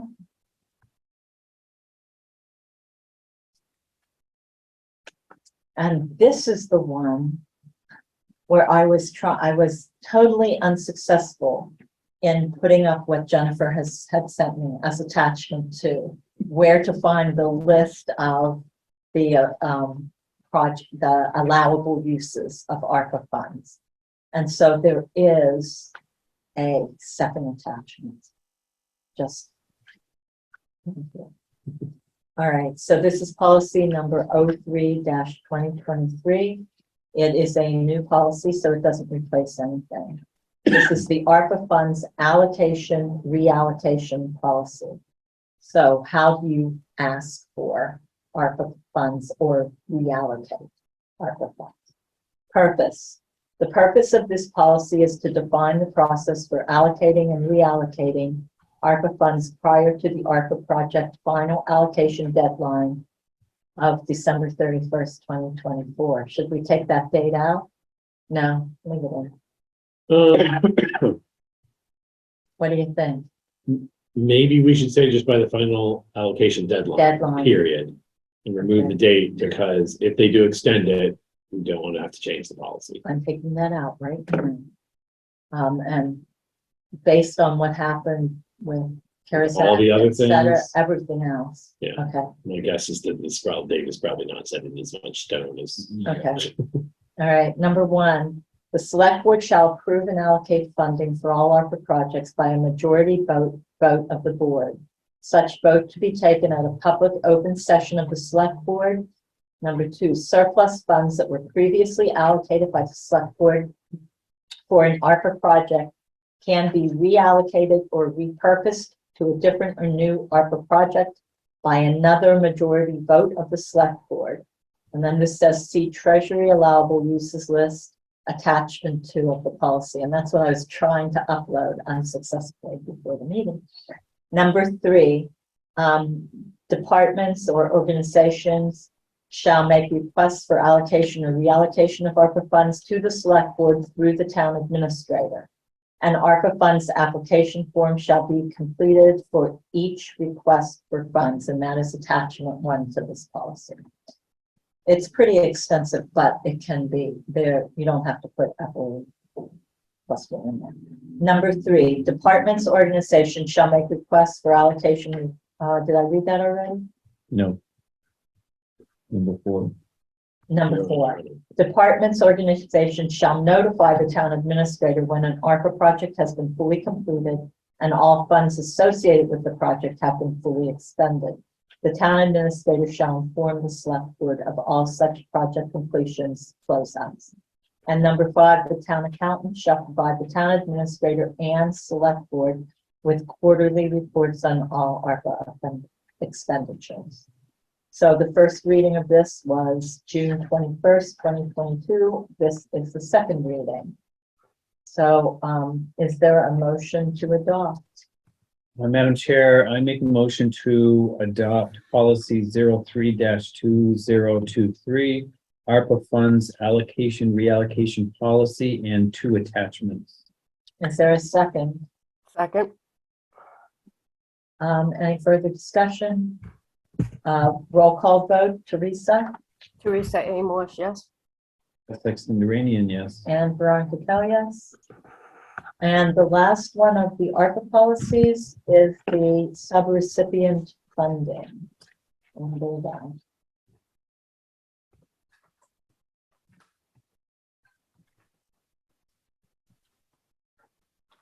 This is 4.6 on the agenda. And this one is policy number 04-2023.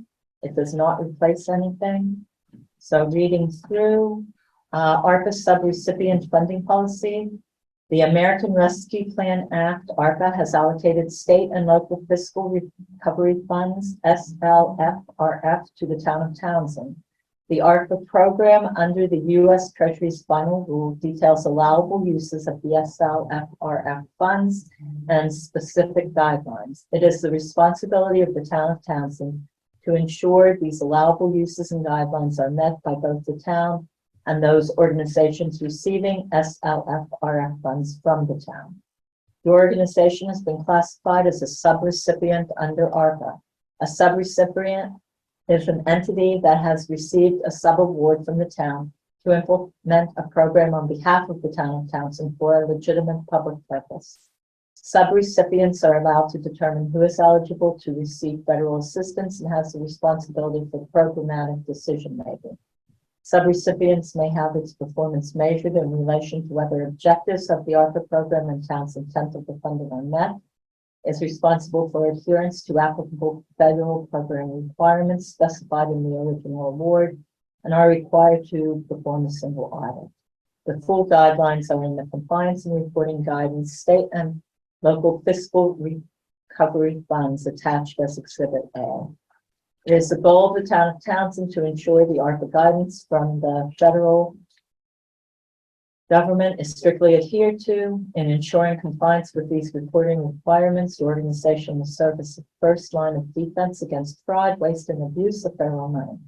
In fact, the federal guidance not only requires strict oversight of subrecipient agreements, but specifically mentions subrecipients' commitment to acting as a gatekeeper to potential fraud and waste.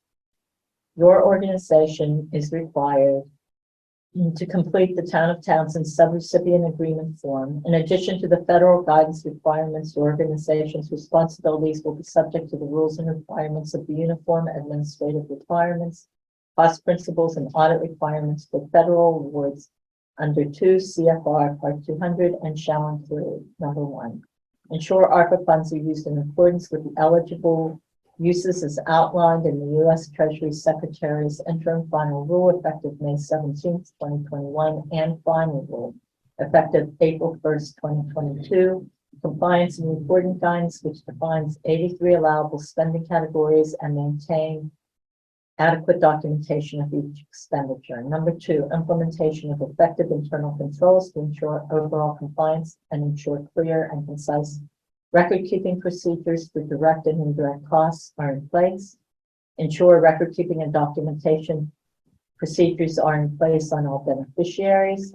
Maintain records and all financial information for a period of 5 years after the funds have been expended or returned to the federal treasury, and making such records available upon request by an authorized agent. Number 5, implement, adopt, and report all internal controls to document all SLFRF funds received from the town.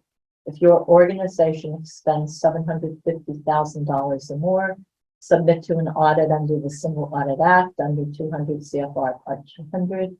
Ensure your organization has adopted Executive Order 1395, advancing racial equity and support for underserved communities through the federal government, January 20th, 2021. OMB Memorandum M-21-20, promoting public trust in the federal government through effective implementation of the American Rescue Plan Act and stewardship of the taxpayer resources, March 19th, 2021. Executive Order M-2021, implementation guidance for supplemental funding provided in response to the coronavirus disease, COVID-19, April 10th, 2019. All legal requirements relating to non-discrimination and non-discriminatory use of federal funds, ensuring your organization does not deny awarding a benefit or service on the basis of color, race, religion, national origin, limited English proficiency, disability, sex, gender identity, or sexual orientation. And number 8, your organization is required to cooperate with the Town of Townsend, town administrators, select board, town accountants, and any other agent of the town. The Town of Townsend may request detailed expenditure or other financial information from your organization for compliance and reporting requirements. Your organization is required to provide the requested information in a timely manner, even after your award term may have lapsed. The town may also request detailed information about the structure, objectives, and other information about your organization. Approved date, the first reading was June 21st, 2022, and today is the second reading. So is there a motion? I have 2 amendments. Do you want to do them now or do you want to do them after I make the motion? The 2 little changes. 2 little changes. Okay, tell me what the changes I are. have 3, but I'm guessing that Chaz has 2 of mine. Okay, good. On the first paragraph, the last thing on this draft that was in SharePoint says city, and that needs to be changed to town. Already done. And I read it down. I know you did, but I want to make sure that the right one gets in It's there. there. There's another city. Did you catch it? Yes. Okay. It's changed to town too. That's in the next paragraph. Is that 2? Second line. No, I've got Number 6, your organization expends, there's a 0 missing out of that. It's fixed in the show.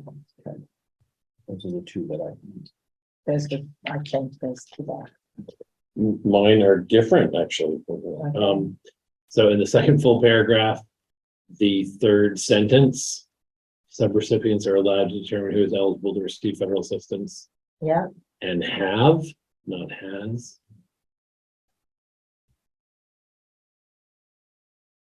tense agreement. Yeah, it's agreement with subrecipients.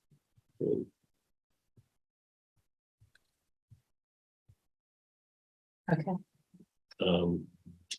And then the next sentence there's two tense agreements. It should, sub-recipients may have their performance measured. And then after the comma, are responsible.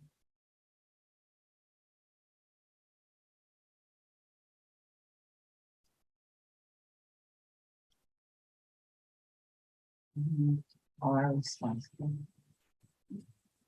Okay, That's it. That was my three. that's good. Okay, So Madam Chair, I move that we accept policy number 04-2023 with the stated amendments for the ARPA subrecipient funding policy and the attachment. is there a Second. second? Any further discussion? All right, roll call vote, Teresa A. Marsh, Teresa? yes.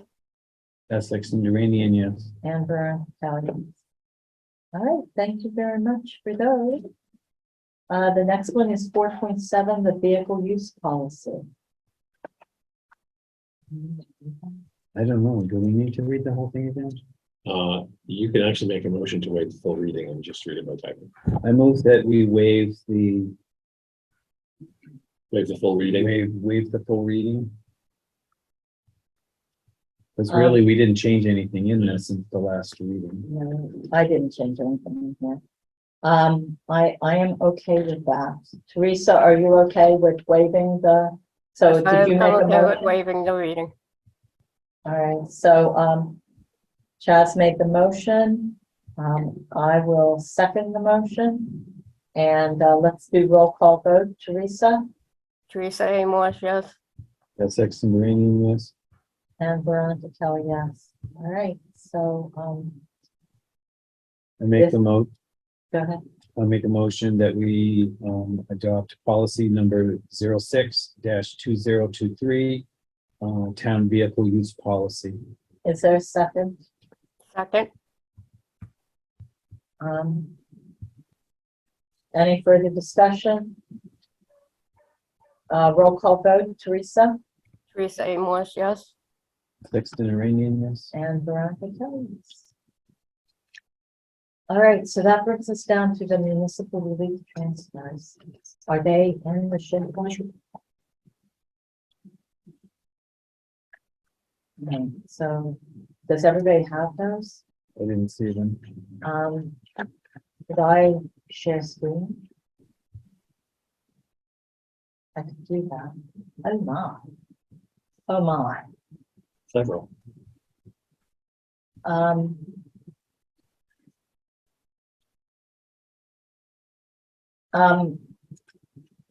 me go and show this.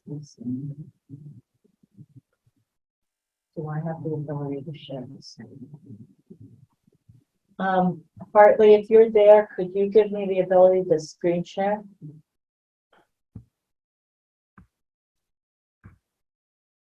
And Eric, when I was at the finance committee the last time, I thought they were looking for actual invoices for these. Invoicing? So I will be at the next finance committee meeting. That has not been how it has happened in the past. Okay. They seem to be asking for invoices for things that we don't have invoices for yet. And their concern was like, in this, when you're asking, like in this one, for $1,000 and you expend less than 1,000, let's say you expend 800, what is the mechanism to get that funding in the appropriate place? Don't need to do anything. It will automatically go into free cash. Okay, well, that's why they wanted invoices, because they wanted exact amounts. So that conversation needs to be had with the finance committee, because there is a concern. As I said, I think they have confusion, so I will meet with them about it. Okay, thank you. All right, so this is the first one. This is from accounting. And this is requesting $1,000 to be transferred to accounting wages for support staff from land use stages. And the purpose is to cover existing deficit in accounting salary.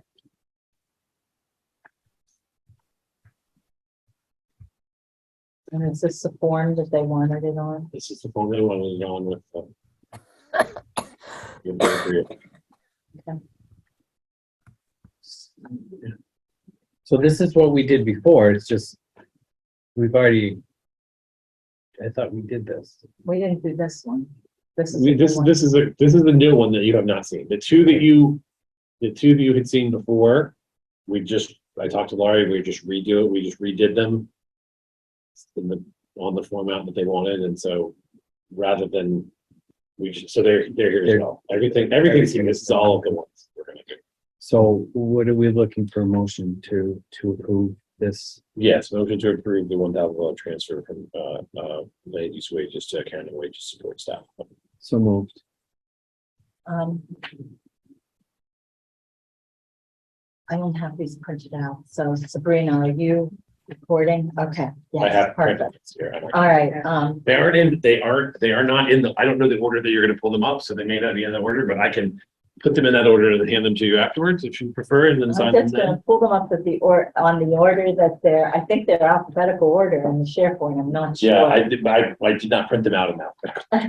Oh, okay, all right, I see what you're saying. So I can try. All right, well, this is the first one is the accounting wages for 1,000. And we have a motion on the floor. Is there a second? Second, Any further discussion? yeah, I'm, as I'm, I'm new to all of this. I just need a general understanding if this is the general practice at the end of the year where we didn't quite hit the target on budget. We're just asking for additional monies to meet requirement,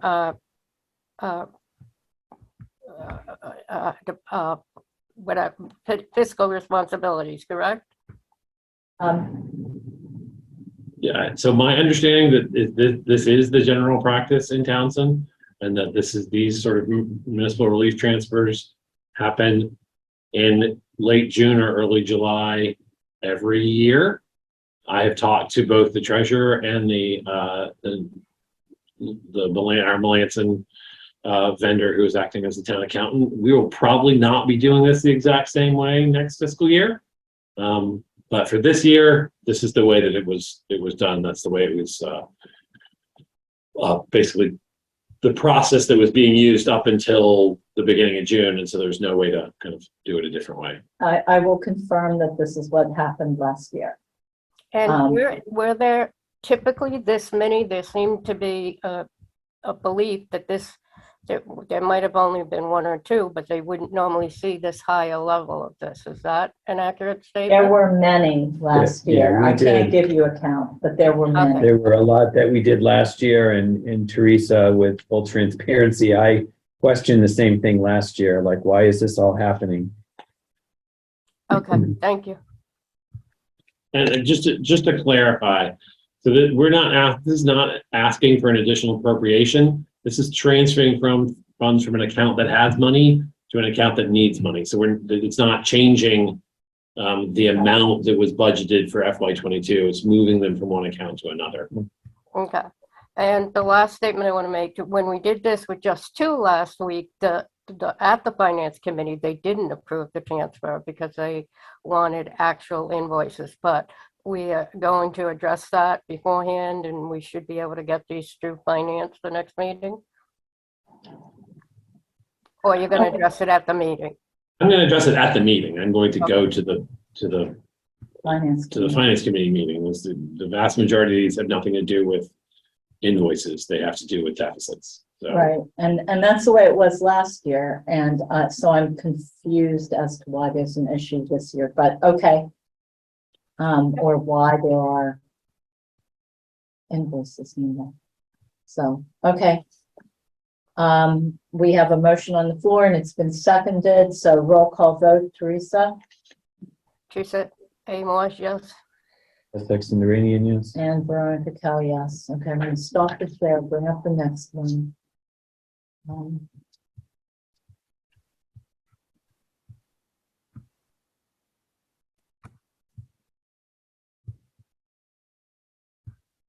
then I have to share.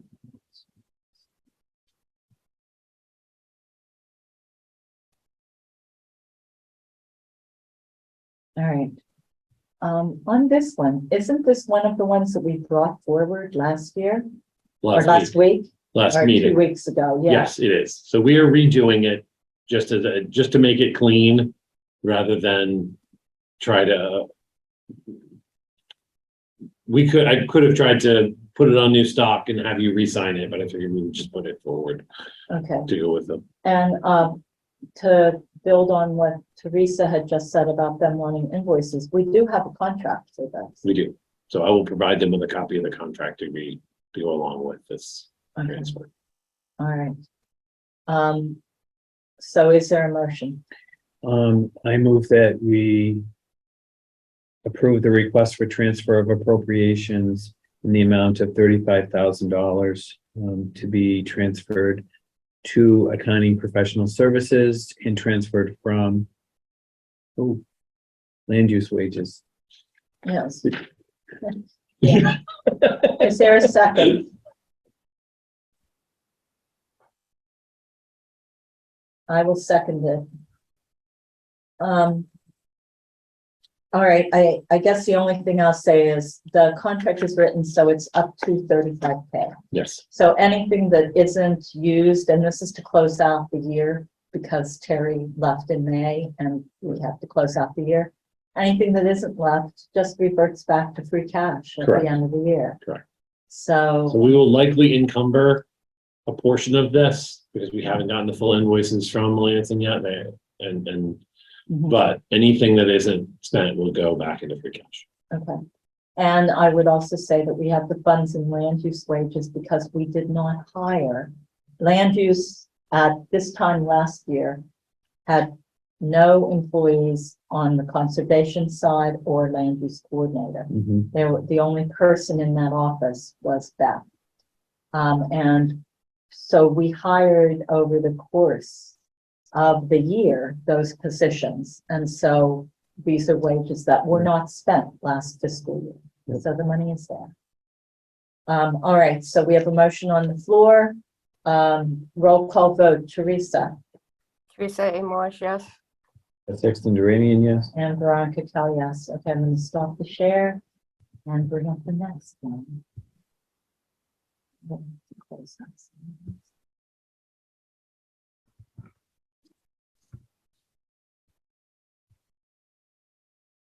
All right, this looks like a Board of Health request, Yes. and the requested amount is $100. Yes, it's this. There's a very minor deficit in this account. Board of Health Professional Service from the Health Insurance Town Share There's a surplus in the health insurance town share. of $63,622. Okay, Because I think the town share was based on full employment oh, it was And for so, all of the for all employees of the that were employees who are in the possible. budget. Oh, I didn't even think about that And one. so, yes, so that provided us with some cushion to make these transfers because we can expect the town share is. Right. All right, is there a motion? Can you, yeah. What? Just scroll up just a teeny little bit, the other one, The other one? right there. I move that we approve the request for transfer of appropriation in the amount of $100 to be transferred to the Board of Health Professional Services, transferred from the Health Insurance Town Share. Is there a Second. second?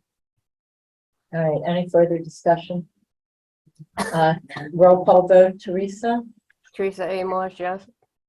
Sexton Duranian, yes. and Veronica Cal, yes. All right, you gotta stop in the share. I'm gonna be proficient in that. I'm gonna get that.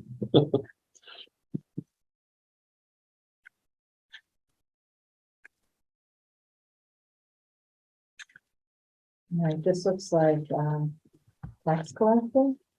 Now it's in the salary wages. I believe. All right, so the requested amount is $5,000. It's to be transferred to the tax collector other stipends line from the tax collector professional and tech services line. Why do we need to do that? I thought that if it was, I'm serious. I thought that if it was within that, you know, like, so there's up here in the reports that we got, there's the salary. And then down here, there's the other expenses. And I thought that if it was within those other expenses, within the same department, and it looks like that's what we're doing here, that you did not require a transfer. Yeah, so, That was the case last year. right, and so I believe that, yeah, I'm not sure exactly why Lori, because this is one that Lori submitted. So this is the only one that's like this in the bunch. So I'm not exactly sure. I don't know if this is necessary, but let's go forward with it. I move that we approve the request for transfer of appropriations in the amount of $5,000 to be transferred to tax collector, other stipends transferred from tax collector, professional and technical services. Is there a second? Second, That's the only comment I have on that. We didn't do that last year. If it was within that Same same thing, we just did it. department, we just didn't. And- Because it came out at the bottom line. It came out, it should be positive. and I'd like to understand what is coming as a stipend, as a you know, is that, I am sure it is in her professional services contract. We allow, this is typical in Townsend. We allow training that we do not budget for. And so it gets pulled out of usually professional and technical services or one of those in the end, if in fact the training happens.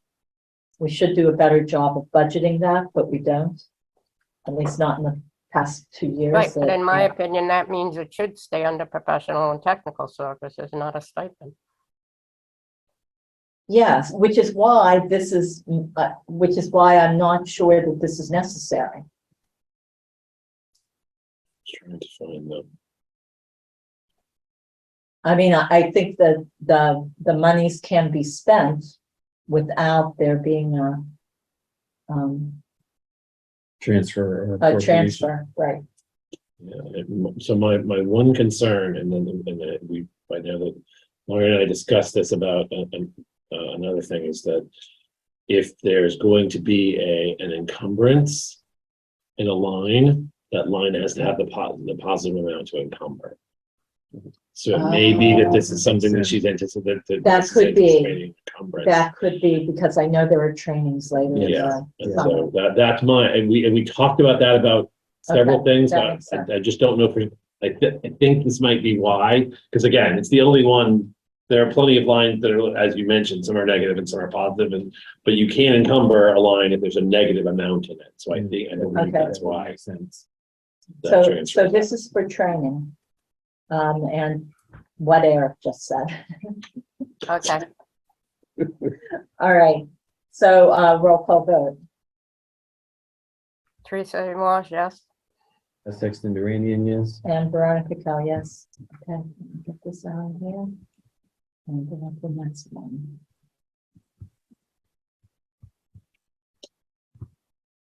Oh, I'm sorry, and just for clarification, Uh-huh. the stipends line is Uh-huh. a different thing than the professional services line. Oh, Stipends are up to it's up salary in and wages salary. and professional services. We need to, Non-salary expenses. all right, so this I'm one sorry. says deductibles. So this is, a request for a move of $1,000. This came from highway to be transferred to general property liability and vehicle insurance from the health insurance town share. My only question is, why is Jim Smith requesting that? Not that he isn't allowed, but I thought that our general property liability was something that transfer to cover unanticipated insurance deductible for 2017 Ford Explorer Highway. Oh, I see. Okay. I'm sorry, I should have made that clearer, just because it's for a highway vehicle. Okay, all right. So is there a motion? Um, I move that we approve the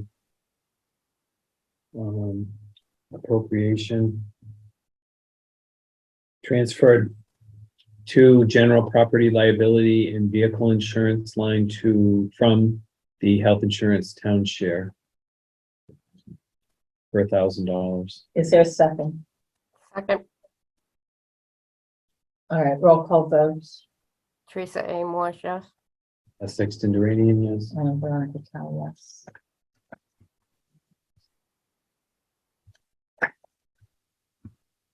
Oh, I didn't stop the share. Oh, well, that's okay. Can we see the right thing? Yep. Oh, maybe I don't need to stop the I share. think you. I was gonna say you might not need to, but I didn't want Yeah. to throw off your mojo. I think I have new mojo. You're just- All right, so, facilities department, this is, $5,000 to the facilities repair and maintenance equipment from the health insurance town share. And what is it for? Transfer to cover facilities expense, EOY, End of year. end of year deficit. So we didn't have any more new people on facilities, did we? No, but this is for repair and maintenance of equipment. But it says payroll deficit Where does it say payroll deficit? right after No. end of the year. You're looking at a End of different one, year I believe. expenses. Is it this, Teresa, Am the I looking EOY? at the wrong one? I'm sorry, hold on. I think you may be looking at a different one, Teresa. Which It's one are the, we on? Looking at the facilities. Well, I'm sorry. I jumped one ahead. Okay, Can you roll it down just a little bit? There you go. So it's $5,000 to repair and maintenance. What was the repair and maintenance? What was the shortage on that? I think we discussed this last time, that we were trying to get more money into the facilities account so that Rob could do some of the end of year repairs. Does it have anything to do with the mowing or anything like It that? just has nothing to do with Okay. that. I'm ready for a motion before. Go ahead, motion. I move that we approve the request for transfer of appropriations in the amount of $5,000 transferred to facilities repair and maintenance equipment, transferred from health insurance town share. And is there a second? second, All right, any further discussion? Roll call vote, Teresa Teresa A. Marsh, yes. That's Exlanduranian, yes. and Veronica Cal, yes. Now, this is the one you're talking about. Yeah, All right, this is facility support staff, transfer of $5,000 from the health insurance town share to cover facilities end of year payroll deficit. I'm curious about this too.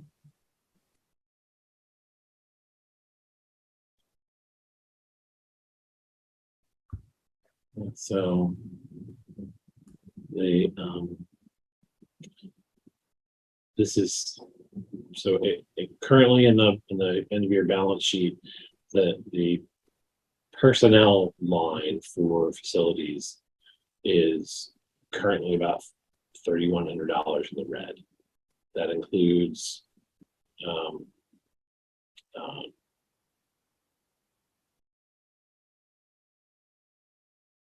about $1,600 for temporary help, about $1,400 for support staff, and about $200 for the facility maintenance coordinator. right, but we made a decision to balance the budget, not to fund this. It's not a deficit, this wasn't funded. It was funded what we could fund it at. This is for fiscal year 22, not the one you're talking about. I think Teresa is for next year. Oh, yeah, okay. Oh, The someone went cold medicines are taking effect. So it's similar to the accounting payroll one, which accounting I understand, because there was, turnover there. I guess this is more of a general question. I personally think that at the end of the year, you have to fund what your deficit is. You just have So to. we have to do this. Yes. There's no reason not to. But I guess for futures, why is it now? Why didn't someone say a couple months ago, we're gonna go over here? We can't work this. Everybody is budgeted for a certain number of hours. And how did we go overboard on especially the salary, so I guess What was this for again? So this is facilities. Yeah. For the amounts that you. The lines were temporary help, support staff, and then it's $200 for the facilities maintenance coordinator. The only way I can see that as being a problem is it may not have been funded to the right amount. I thought we fixed all those. I did at too. Special town meeting. I did. I did. I thought we went in December and we fixed all of Yeah, it. and so I don't know if there was. It's only $200, but still. It's yeah, so I do. I wish that I had a better answer for you. I really do, and all I can speak to is going forward that's not going to be, like I say, how we do this. Right. Well, Okay. I want to make sure that this is not any of the monies have been expended out of what we've been paying for the CARES Act or the ARPA funds. Well, we haven't used the ARPA funds. So there were, well, it's for the COVID That's cleaner. Yeah, for Yeah, and that, I asked for that last week, and I have where it was repurposed, because there were a lot, Yeah. actually. I can show you right here. Like my fingers will work to turn the page. But you can see, this is I asked for exactly that. And you can see the reclassifications there. There were about 8 of them. That were reclassified because they had been coming out of the facilities and they shouldn't have. Correct. They should have been coming out of ARPA funds. And so they were reclassified. And then they started in around March, I think it was, taking it out of ARPA. So I can certainly go if it's the will of the board to approve this, subject to me going and double checking and making sure that this That's all funding the, I would. It's I would not. like- yeah, and like that. then if in fact these funds if this is a deficit that was created by something we can fix, then I won't submit it to the finance committee. how many was on the temp help? How much? $1,600. Yeah, that's the one I would want to look at. Okay. The support staff one, I think that was an over hours thing. That's what I'm guessing. Yeah. And the 200 one, you're right, that could have been a miscalculation. That's special. But I can certainly go and double check these 3 items and make sure that everything that's being expended out of these accounts was appropriate and not. And I would like to be able to have the department heads making sure that if they are assuming a deficit, that we find out well before now, so that we can maybe make some provisions. Yeah, I mean, we knew that the facilities, the prior one, the non-salary one, The equipment. the yeah. equipment and the repair, we knew that was coming, and this one. Okay, um, so is there a motion?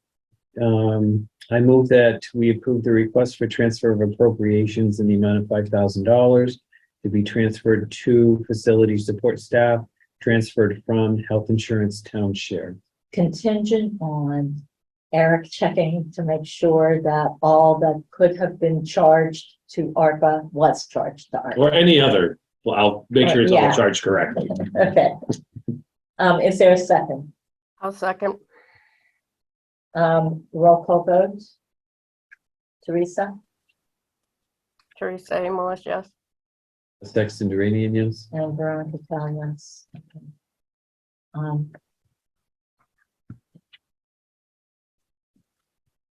mean, it's one of these 21. Yeah, that worked.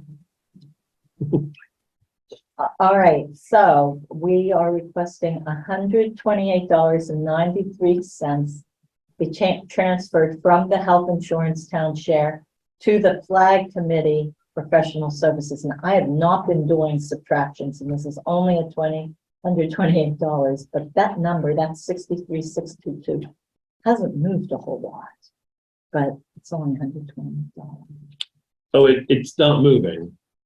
That's the amount that's in that account. Balance remaining. Oh, It's not right balance remaining now. after the other transfers, it's the Okay. balance remaining in total. Okay. But Laurie did make sure that we're not transferring out She's more. really asking Yeah. for a lot, isn't Yeah.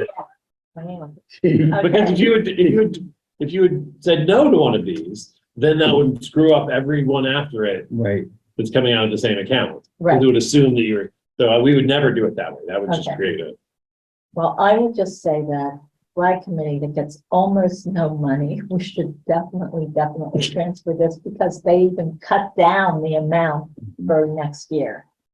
Without, when Ross asked, they said yes, they would cut. So is there a motion? Madam Chair, I move that we approve the request for transfer of appropriations in the amount of $128.93, transferred to the Flag Committee Professional Services, transferred from the Health Insurance Town Share. And is there a second? Second, Any further discussion? Roll call vote, Teresa Teresa A. Marsh, yes. Sexton Duranian, yes. and Veronica Kell, yes.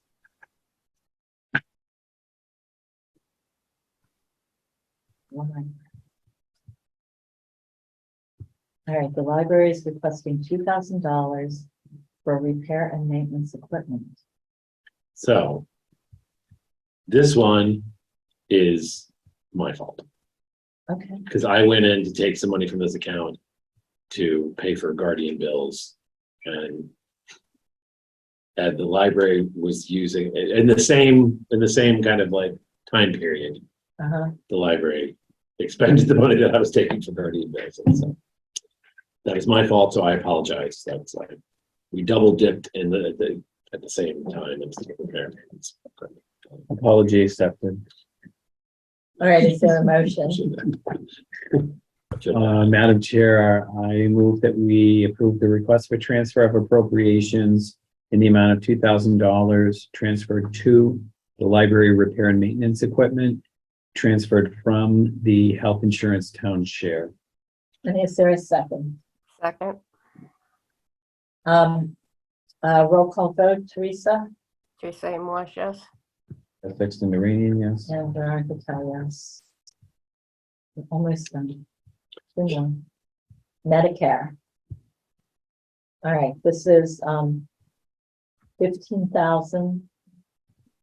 Yeah, that number isn't moving. is it? Okay. The math teacher in you is just. It bothers me. Okay. I didn't total up all of these to see how much we're taking out in the end. Wait till budget season. All right, so Medicare 15K. Are we all getting old? No. Is that one? Yeah, how did we end up that short at the end of the year? Especially when we had people. Well, okay. How did we wind up that short in Medicare? Pull up the account, I apologize.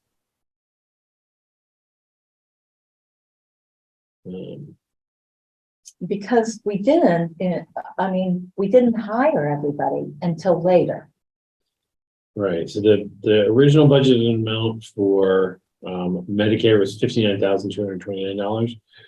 The as of the expended amount is a little over $70,000 on Medicare.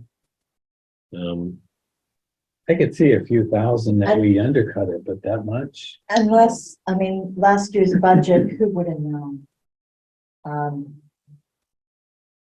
That was the, Yeah, Okay. it does seem odd that we expended way more out of Medicare, even though our other insurance expenditures were less.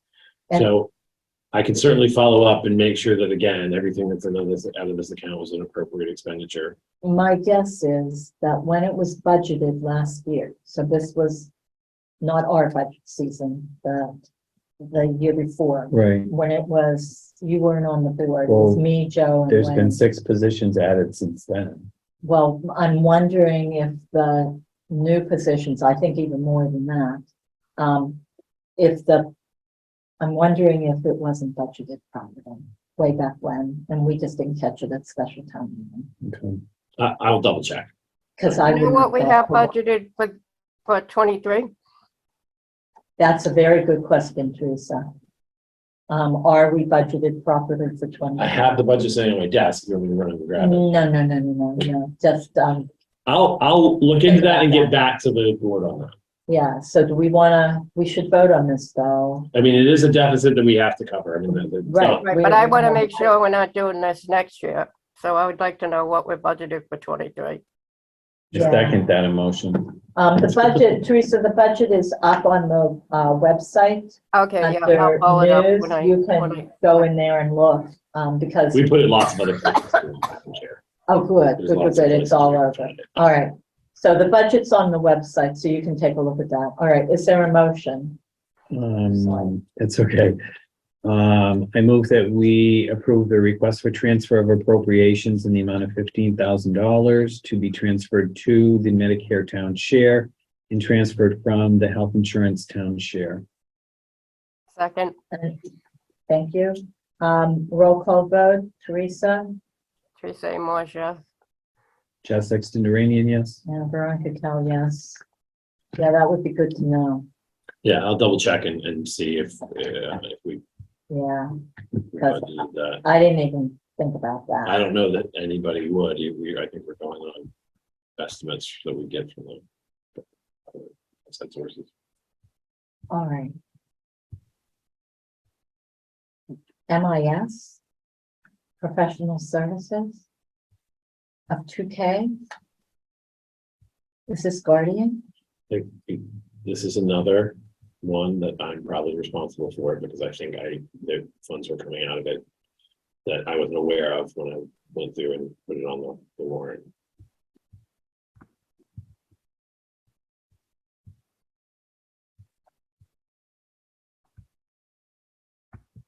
There was an outstanding invoice that was being paid that I didn't realize was being paid.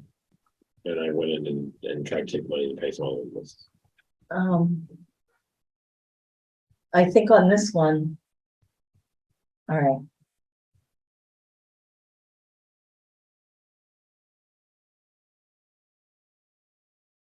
Because we put that 50K at special town meeting, I have a real hard time doing this.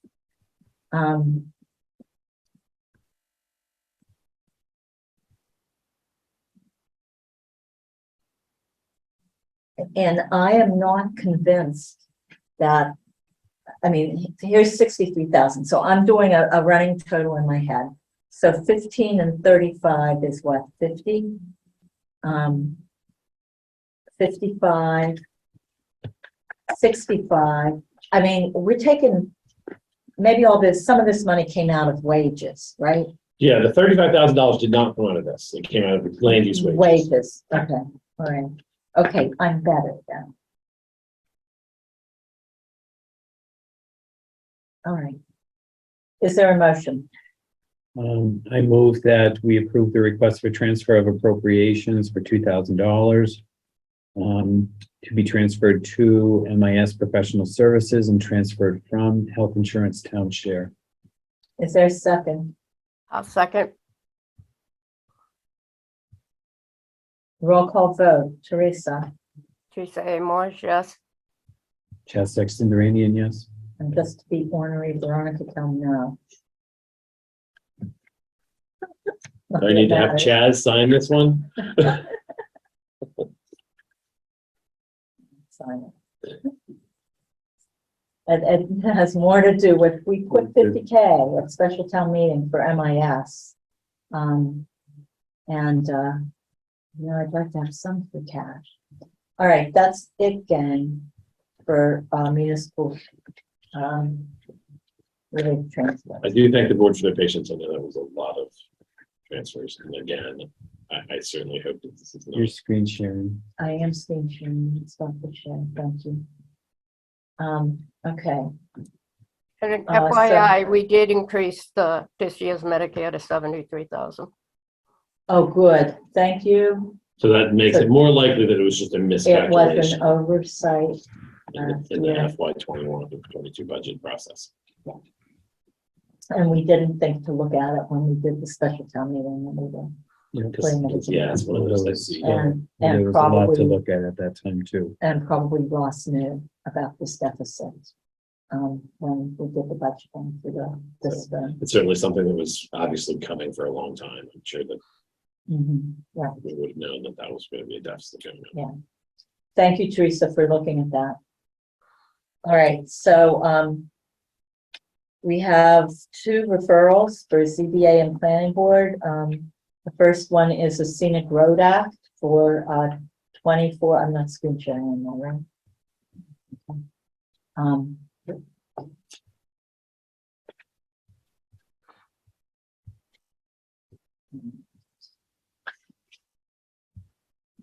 All right, the first one is Scenic Road Act for 24 Old City Road. Okay.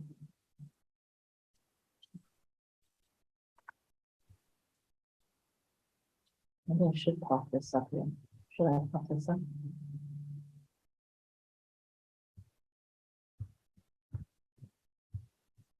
What's a referral? So they're gonna have a hearing.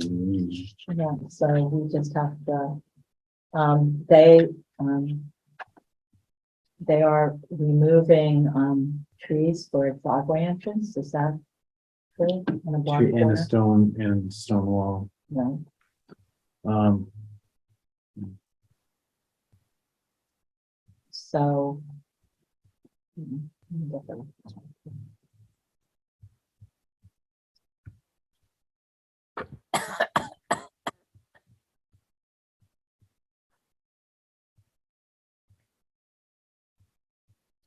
All right, so I'm going to screen share. I mean, I don't have to go other way.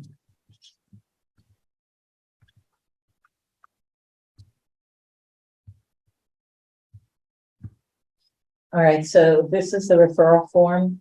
Public hearing will be on Monday, July 18th at 6:45 in the Selectmen's Chambers. To remove 2 sections of a stone wall totaling 25 feet at 24 Old City Road. And I think there are a few trees that are coming down as well. And this is for a driveway, It says in the application, it says no trees, some sapling. sapling. So, any comment or no comment?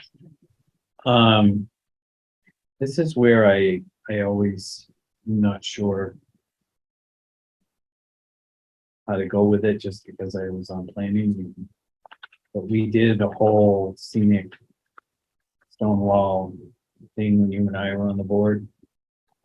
According to the drawing, it looks like there's only one spot that they were doing work for the stone wall. And the application says 2 spots, so I'd like to know where the 2, I think they need to investigate what 2 spots are. There's an this is- existing driveway. Right, that's the existing, oh yeah, why 2? This looks like the new driveway. And is the existing driveway not going to be a driveway anymore? And can those, that stone wall be relocated to the old one? That's a good question. So we can say, question. Why 2 areas in can be stones be relocated from the new driveway to the existing.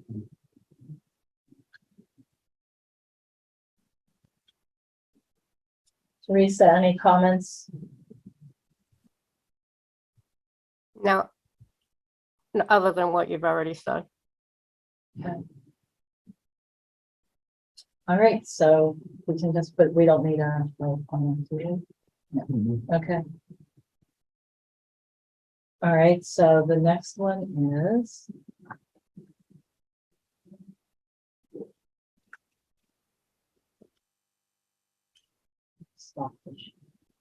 The next one is for, what's the number? 256. 256 Main. Okay.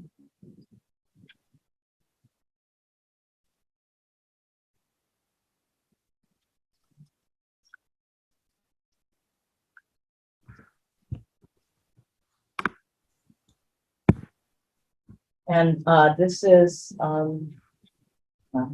me bring that up. I'm not sharing the screen right now. am No.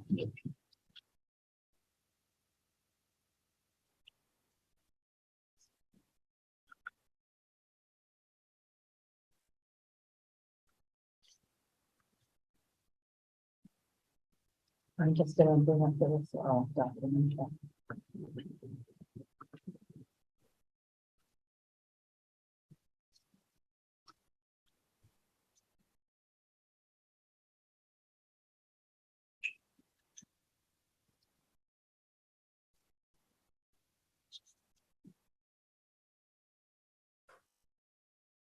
This is to convert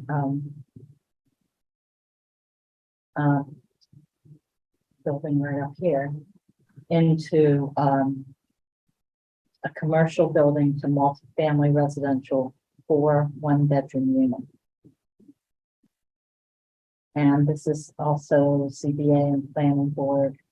And I believe the hearing is also on the 18th of this at 7 p.m. For planning board CBA is 7:20.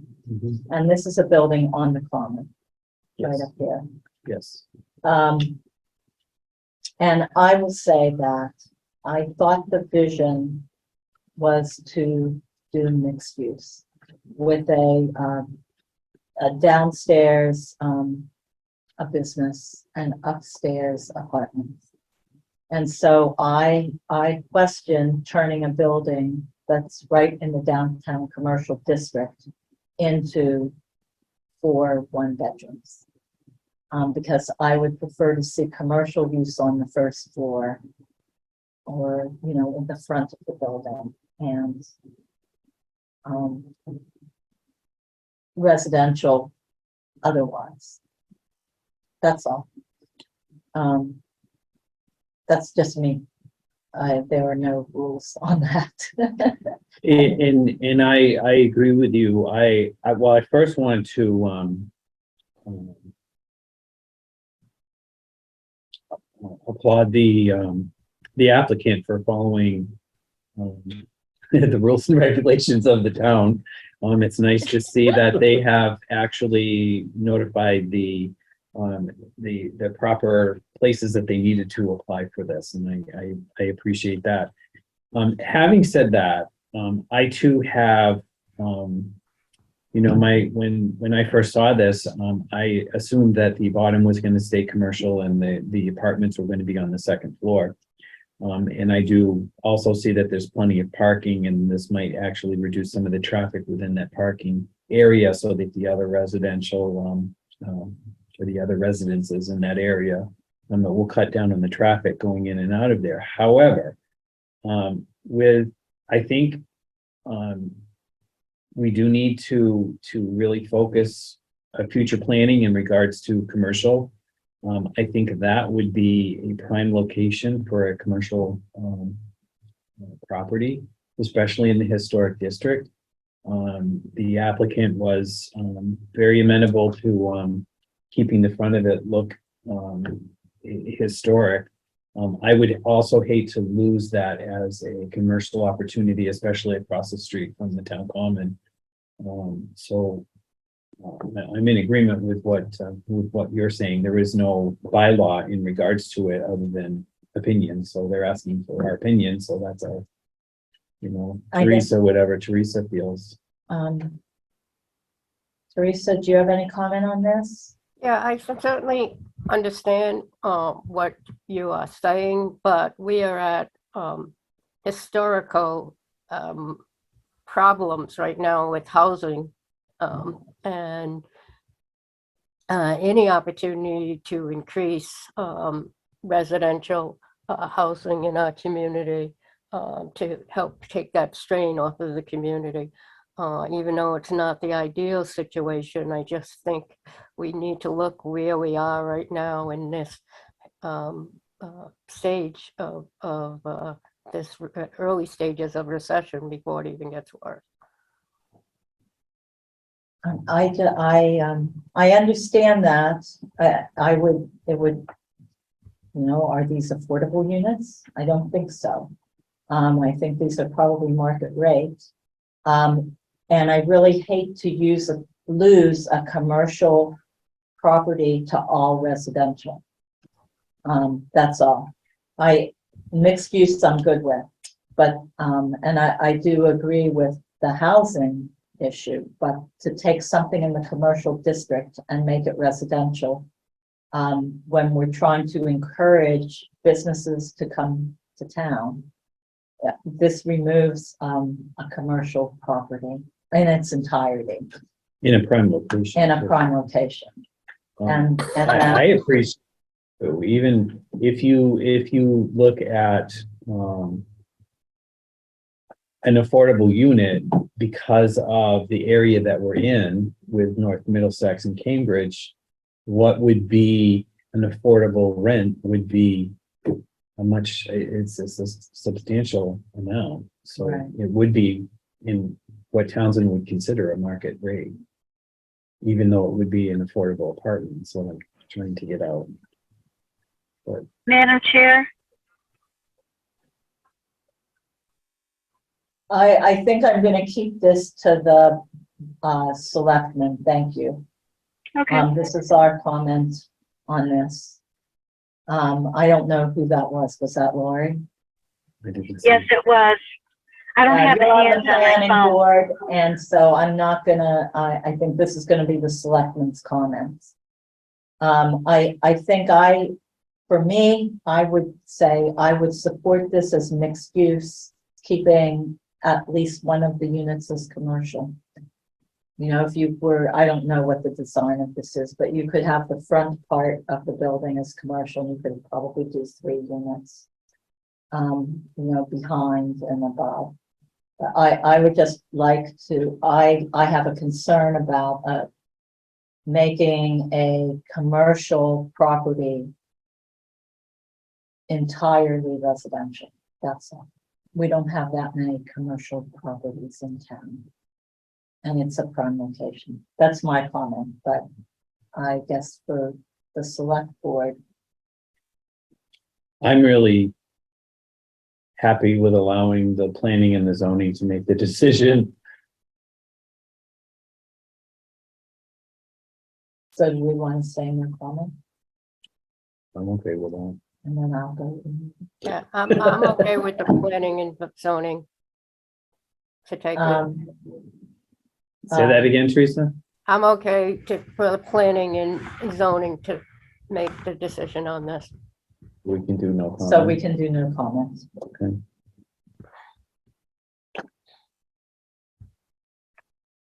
All right. That takes care of getting business. All right, work session.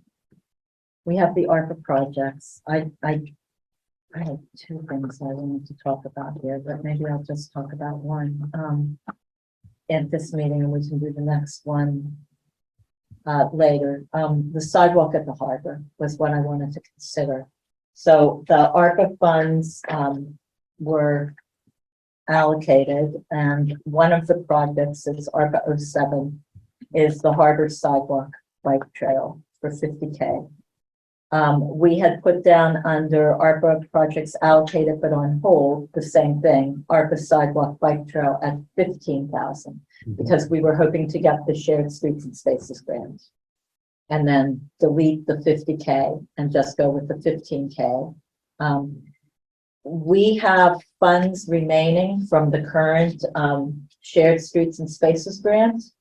And MassDOT we requested an extension through the end of November and to use the funds for, picnic tables to replace the ones on the common, to put in a few more planters, so 4 more planters. And we asked if we could use the funds for the sidewalk at the harbor to connect from the harbor church to the lights, and we were told yes. And we said we would combine it with this 50K of ARPA funds. So I think, we've already voted the money for the, bike trail, sidewalk support, and I guess I just want the board, to support us going out for the shared streets and spaces to go forward with engineering. There is a plan. I put it in the Weston and Sampson had been approached with this in the 2015 timeframe. And they did a write-up, an engineering write-up, but they never did the plans for the sidewalk. And I put it in the SharePoint, so let me see if I can get to that. I'll go back. Stop. So what I would like is for, just to get the Board of Selectmen to say, yeah, go forward and do what we need to do to get the engineering done for, the sidewalk. So again, this was something that was worked on back in 2015 that kind of fell off by the wayside, and we are picking it back up, dusting it off. Yeah. And using it for, okay, so I'm 100% for that. Is So- there, I'm sorry, Madam Chair. Go ahead. No, go ahead. Is I don't it have my pos- Zoom up right here, so I'm trying to see. Is it possible also to look at other areas or this, that also need sidewalks, or is this all inclusive? This, we had applied for a shared streets and spaces grant for this sidewalk in March 1st. It was due March 1st, and we applied, and we did not get the funding. Okay, So when we made the request, we asked for the remaining funds to go into the project that had been denied. And I believe there's you can read the email stream. It's in the SharePoint. yeah, I Mhm. saw that. And we asked them if we could apply it to that. And I included the XLS spreadsheet that they had already seen. It's on the MassDOT paper, and I put it in the SharePoint as well. Mhm. And so when we made the request for the extension, the request was to do that project. So I think the answer is no. I would hesitate going back and asking them if we could do sidewalks somewhere else in town. Okay, This was, just something I just want to bring, maybe the next time something comes forward, just to think about it. Now that the VFW is back open, but yet the overflow parking is in front of the VFW and you have to walk on that main area of the street to get into the VFW. That's a very dangerous area. It's very thin because of the water on both sides that we might want to look at next opportunity we have, just to keep in the back. that's a of the good mind. idea. That is a good That sounds idea. like a goal. Yeah. And so are you guys good with us going out to do whatever we needed to do? I don't know if we need to, I'd have to talk to you, Eric, we'll talk as a group to see if we have to bid this or, How we procure it. yeah, how do we procure it? So, I think that, Stan Tech had also been approached on this, but Weston and Sampson had done a good bit of work on it already. And might be able to just pick it up and do, finish what they had intended to. I'm all for doing something that should have been done in 2015. Okay. So Teresa, are you good with that then? I'm good with that.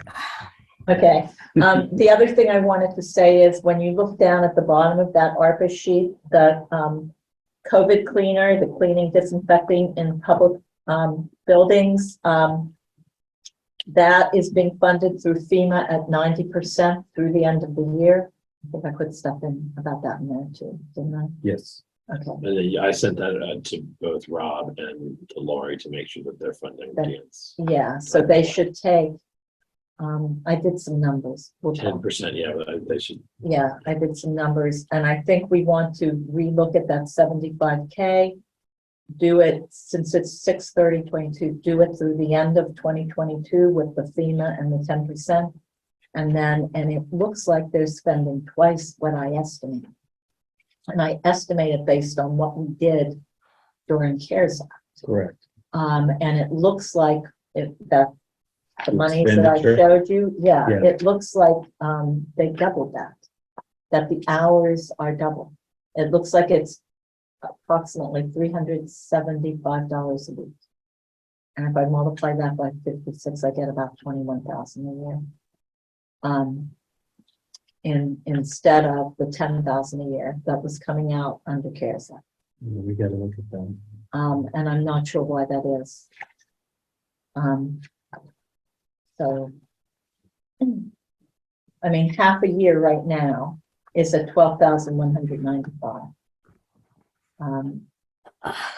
And that's more than I that's more than expected. we budgeted for. 10,000 Yeah. we got budgeted for. Yeah. And so if that's what it costs and that, if that's, but I think we should, in allocating ARPA money, we should only go out 1 year because we won't be doing this for 5 years. Hopefully. Yeah, well, I think last time this came up, I suggested even just doing it 6 months and we revisited before December and making the determination for Yeah. another 6 months. So we're going to want to revisit that 75K number, and we should also, we don't have an ARPA project for it right now. We didn't vote it as an ARPA project because it was coming out of FEMA. So we need to vote it as an ARPA project, even to take the 10% out. Okay, so I can put that on just put it on the 19th. 19, yes. Good. Okay. Select board goals through the town.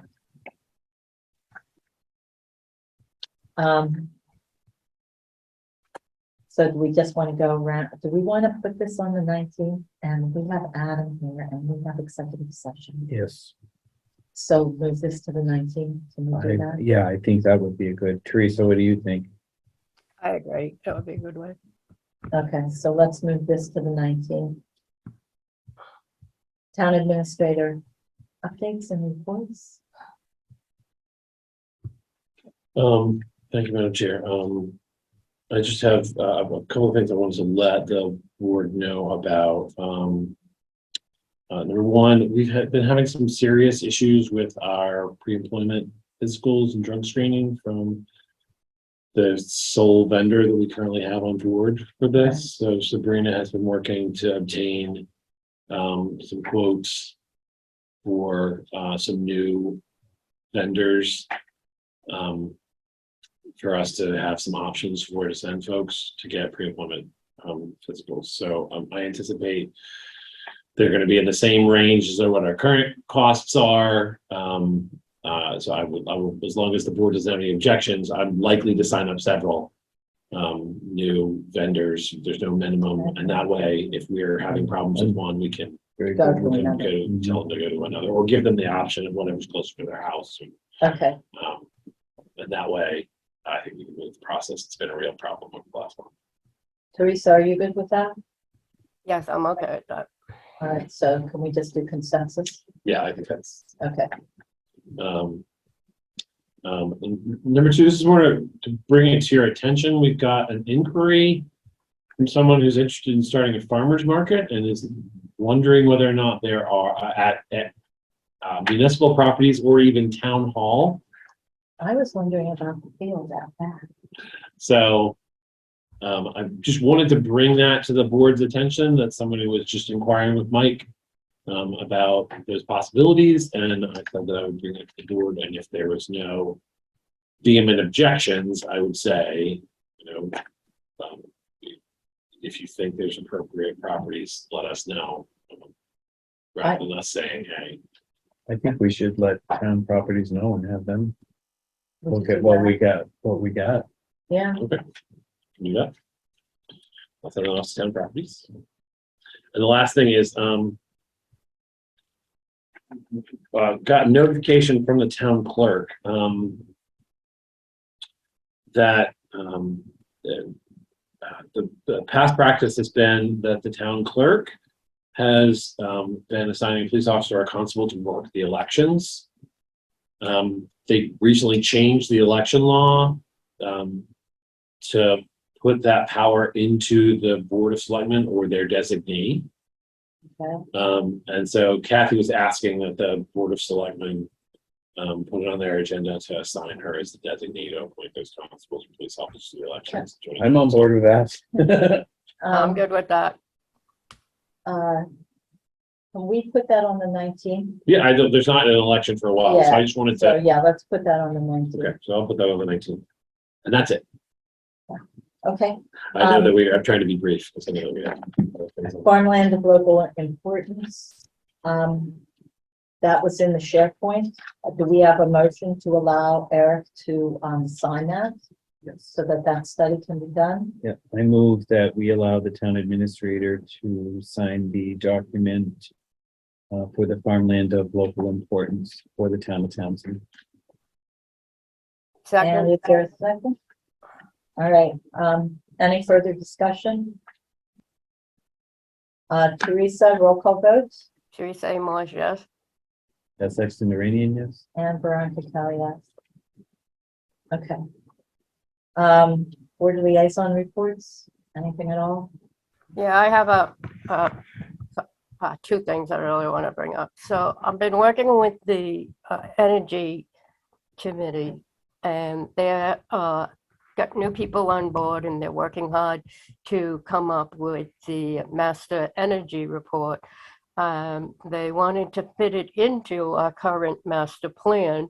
I'm also listed as the master plan liaison. However, the master plan right now seems to fit is with the planning committee, and I guess they're going to be making changes to it. And I'm just wondering if it doesn't make more sense for whoever is. It doesn't make sense for those two to be separate, the master plan and the planning committee liaison to be separate, because I tried to show up and ask a question, and rightfully so, Chaz warned me I couldn't. Thank you again, Chaz. So that's why I'm Glad you didn't take it.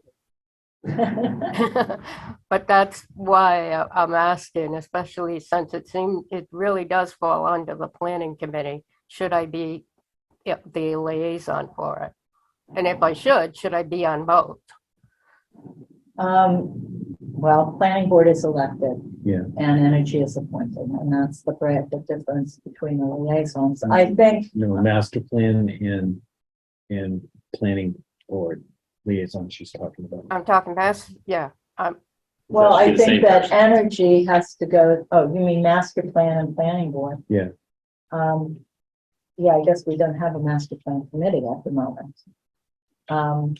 So, No, but the No. master plan is But I Under am the plan- master plan planning board, yeah. liaison. And as the master plan liaison, I'm being asked questions about the master plan, but there's no master plan committee. right, so I'm talking about you are the energy committee liaison as well, because they are Right. appointed. And they're one of the So group may- asking questions, not the only group asking questions, by the way.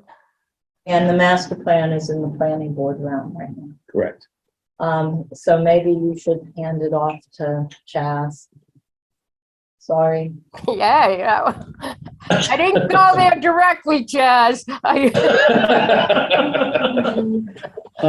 Just in general, I will, I'll bring it to the planning board, but I know that they're working on something and they might be able to add an addendum.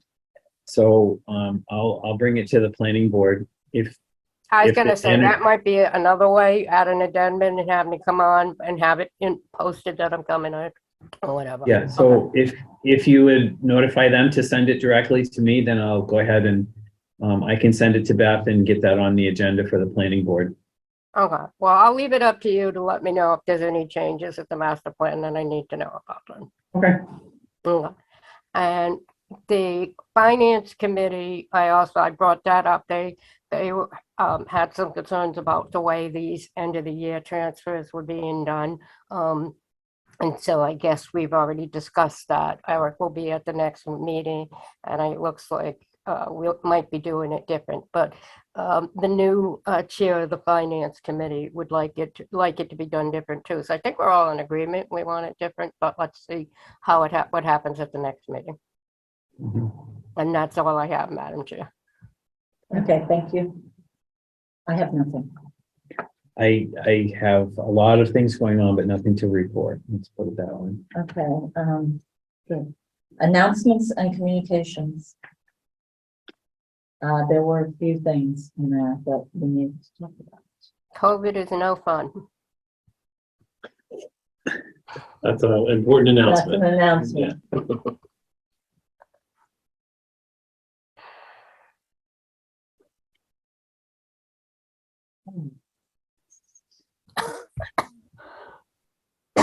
So do you want me to read it? Do you want to read? Oh, there isn't that much. It's just two, right? There's just two. There was a resignation that was sent up from the town clerk. That would be Craig Stevens. I believe he was an alternate to the zoning board of appeals. Yeah. And that was effective on, looks like June 23rd. Yeah. And this is the notice of the appeal. Yeah. That's for the vote. There was an appeal to the Board of Selectmen decision regarding the licensing for denying a wine and malt beverage retail package store license application. And that there's a hearing on Monday, August 1st, 2022 at 10 a.m. It's a video conference. And I think that's all we have. I think that's all that's there. All right, our next meeting is actually July 13th at 6 p.m. That's PFAS joint with the Board of Health and Water, I believe. Right now, that's the plan. And after that, July 19th, regular meeting at 6 p.m.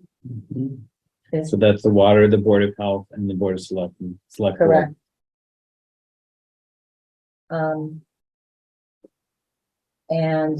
Is there a motion to review and sign payroll and those payable warrants out of session? So moved. Is there a second? Second, Roll call vote, Teresa, Teresa A. Marsh, yes. Chas, Chess Sexton, Randy, yes. and Brian. All right, thank you very much. We have a motion to move into executive session.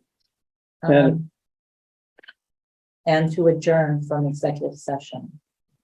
I move that we move into executive session pursuant to General Law, Chapter 30A, Section 21A3, to discuss strategy with respect to litigation if an open meeting may have a detrimental effect on the litigation position of the public body and the chair so declares, and adjourn from the executive session. And is there a second? Second, Madam Chair, Yes. can I suggest that you identify the matters, litigation matters that you'll be discussing in the executive session? There are actually three. One is the hoarding case at Country Estates.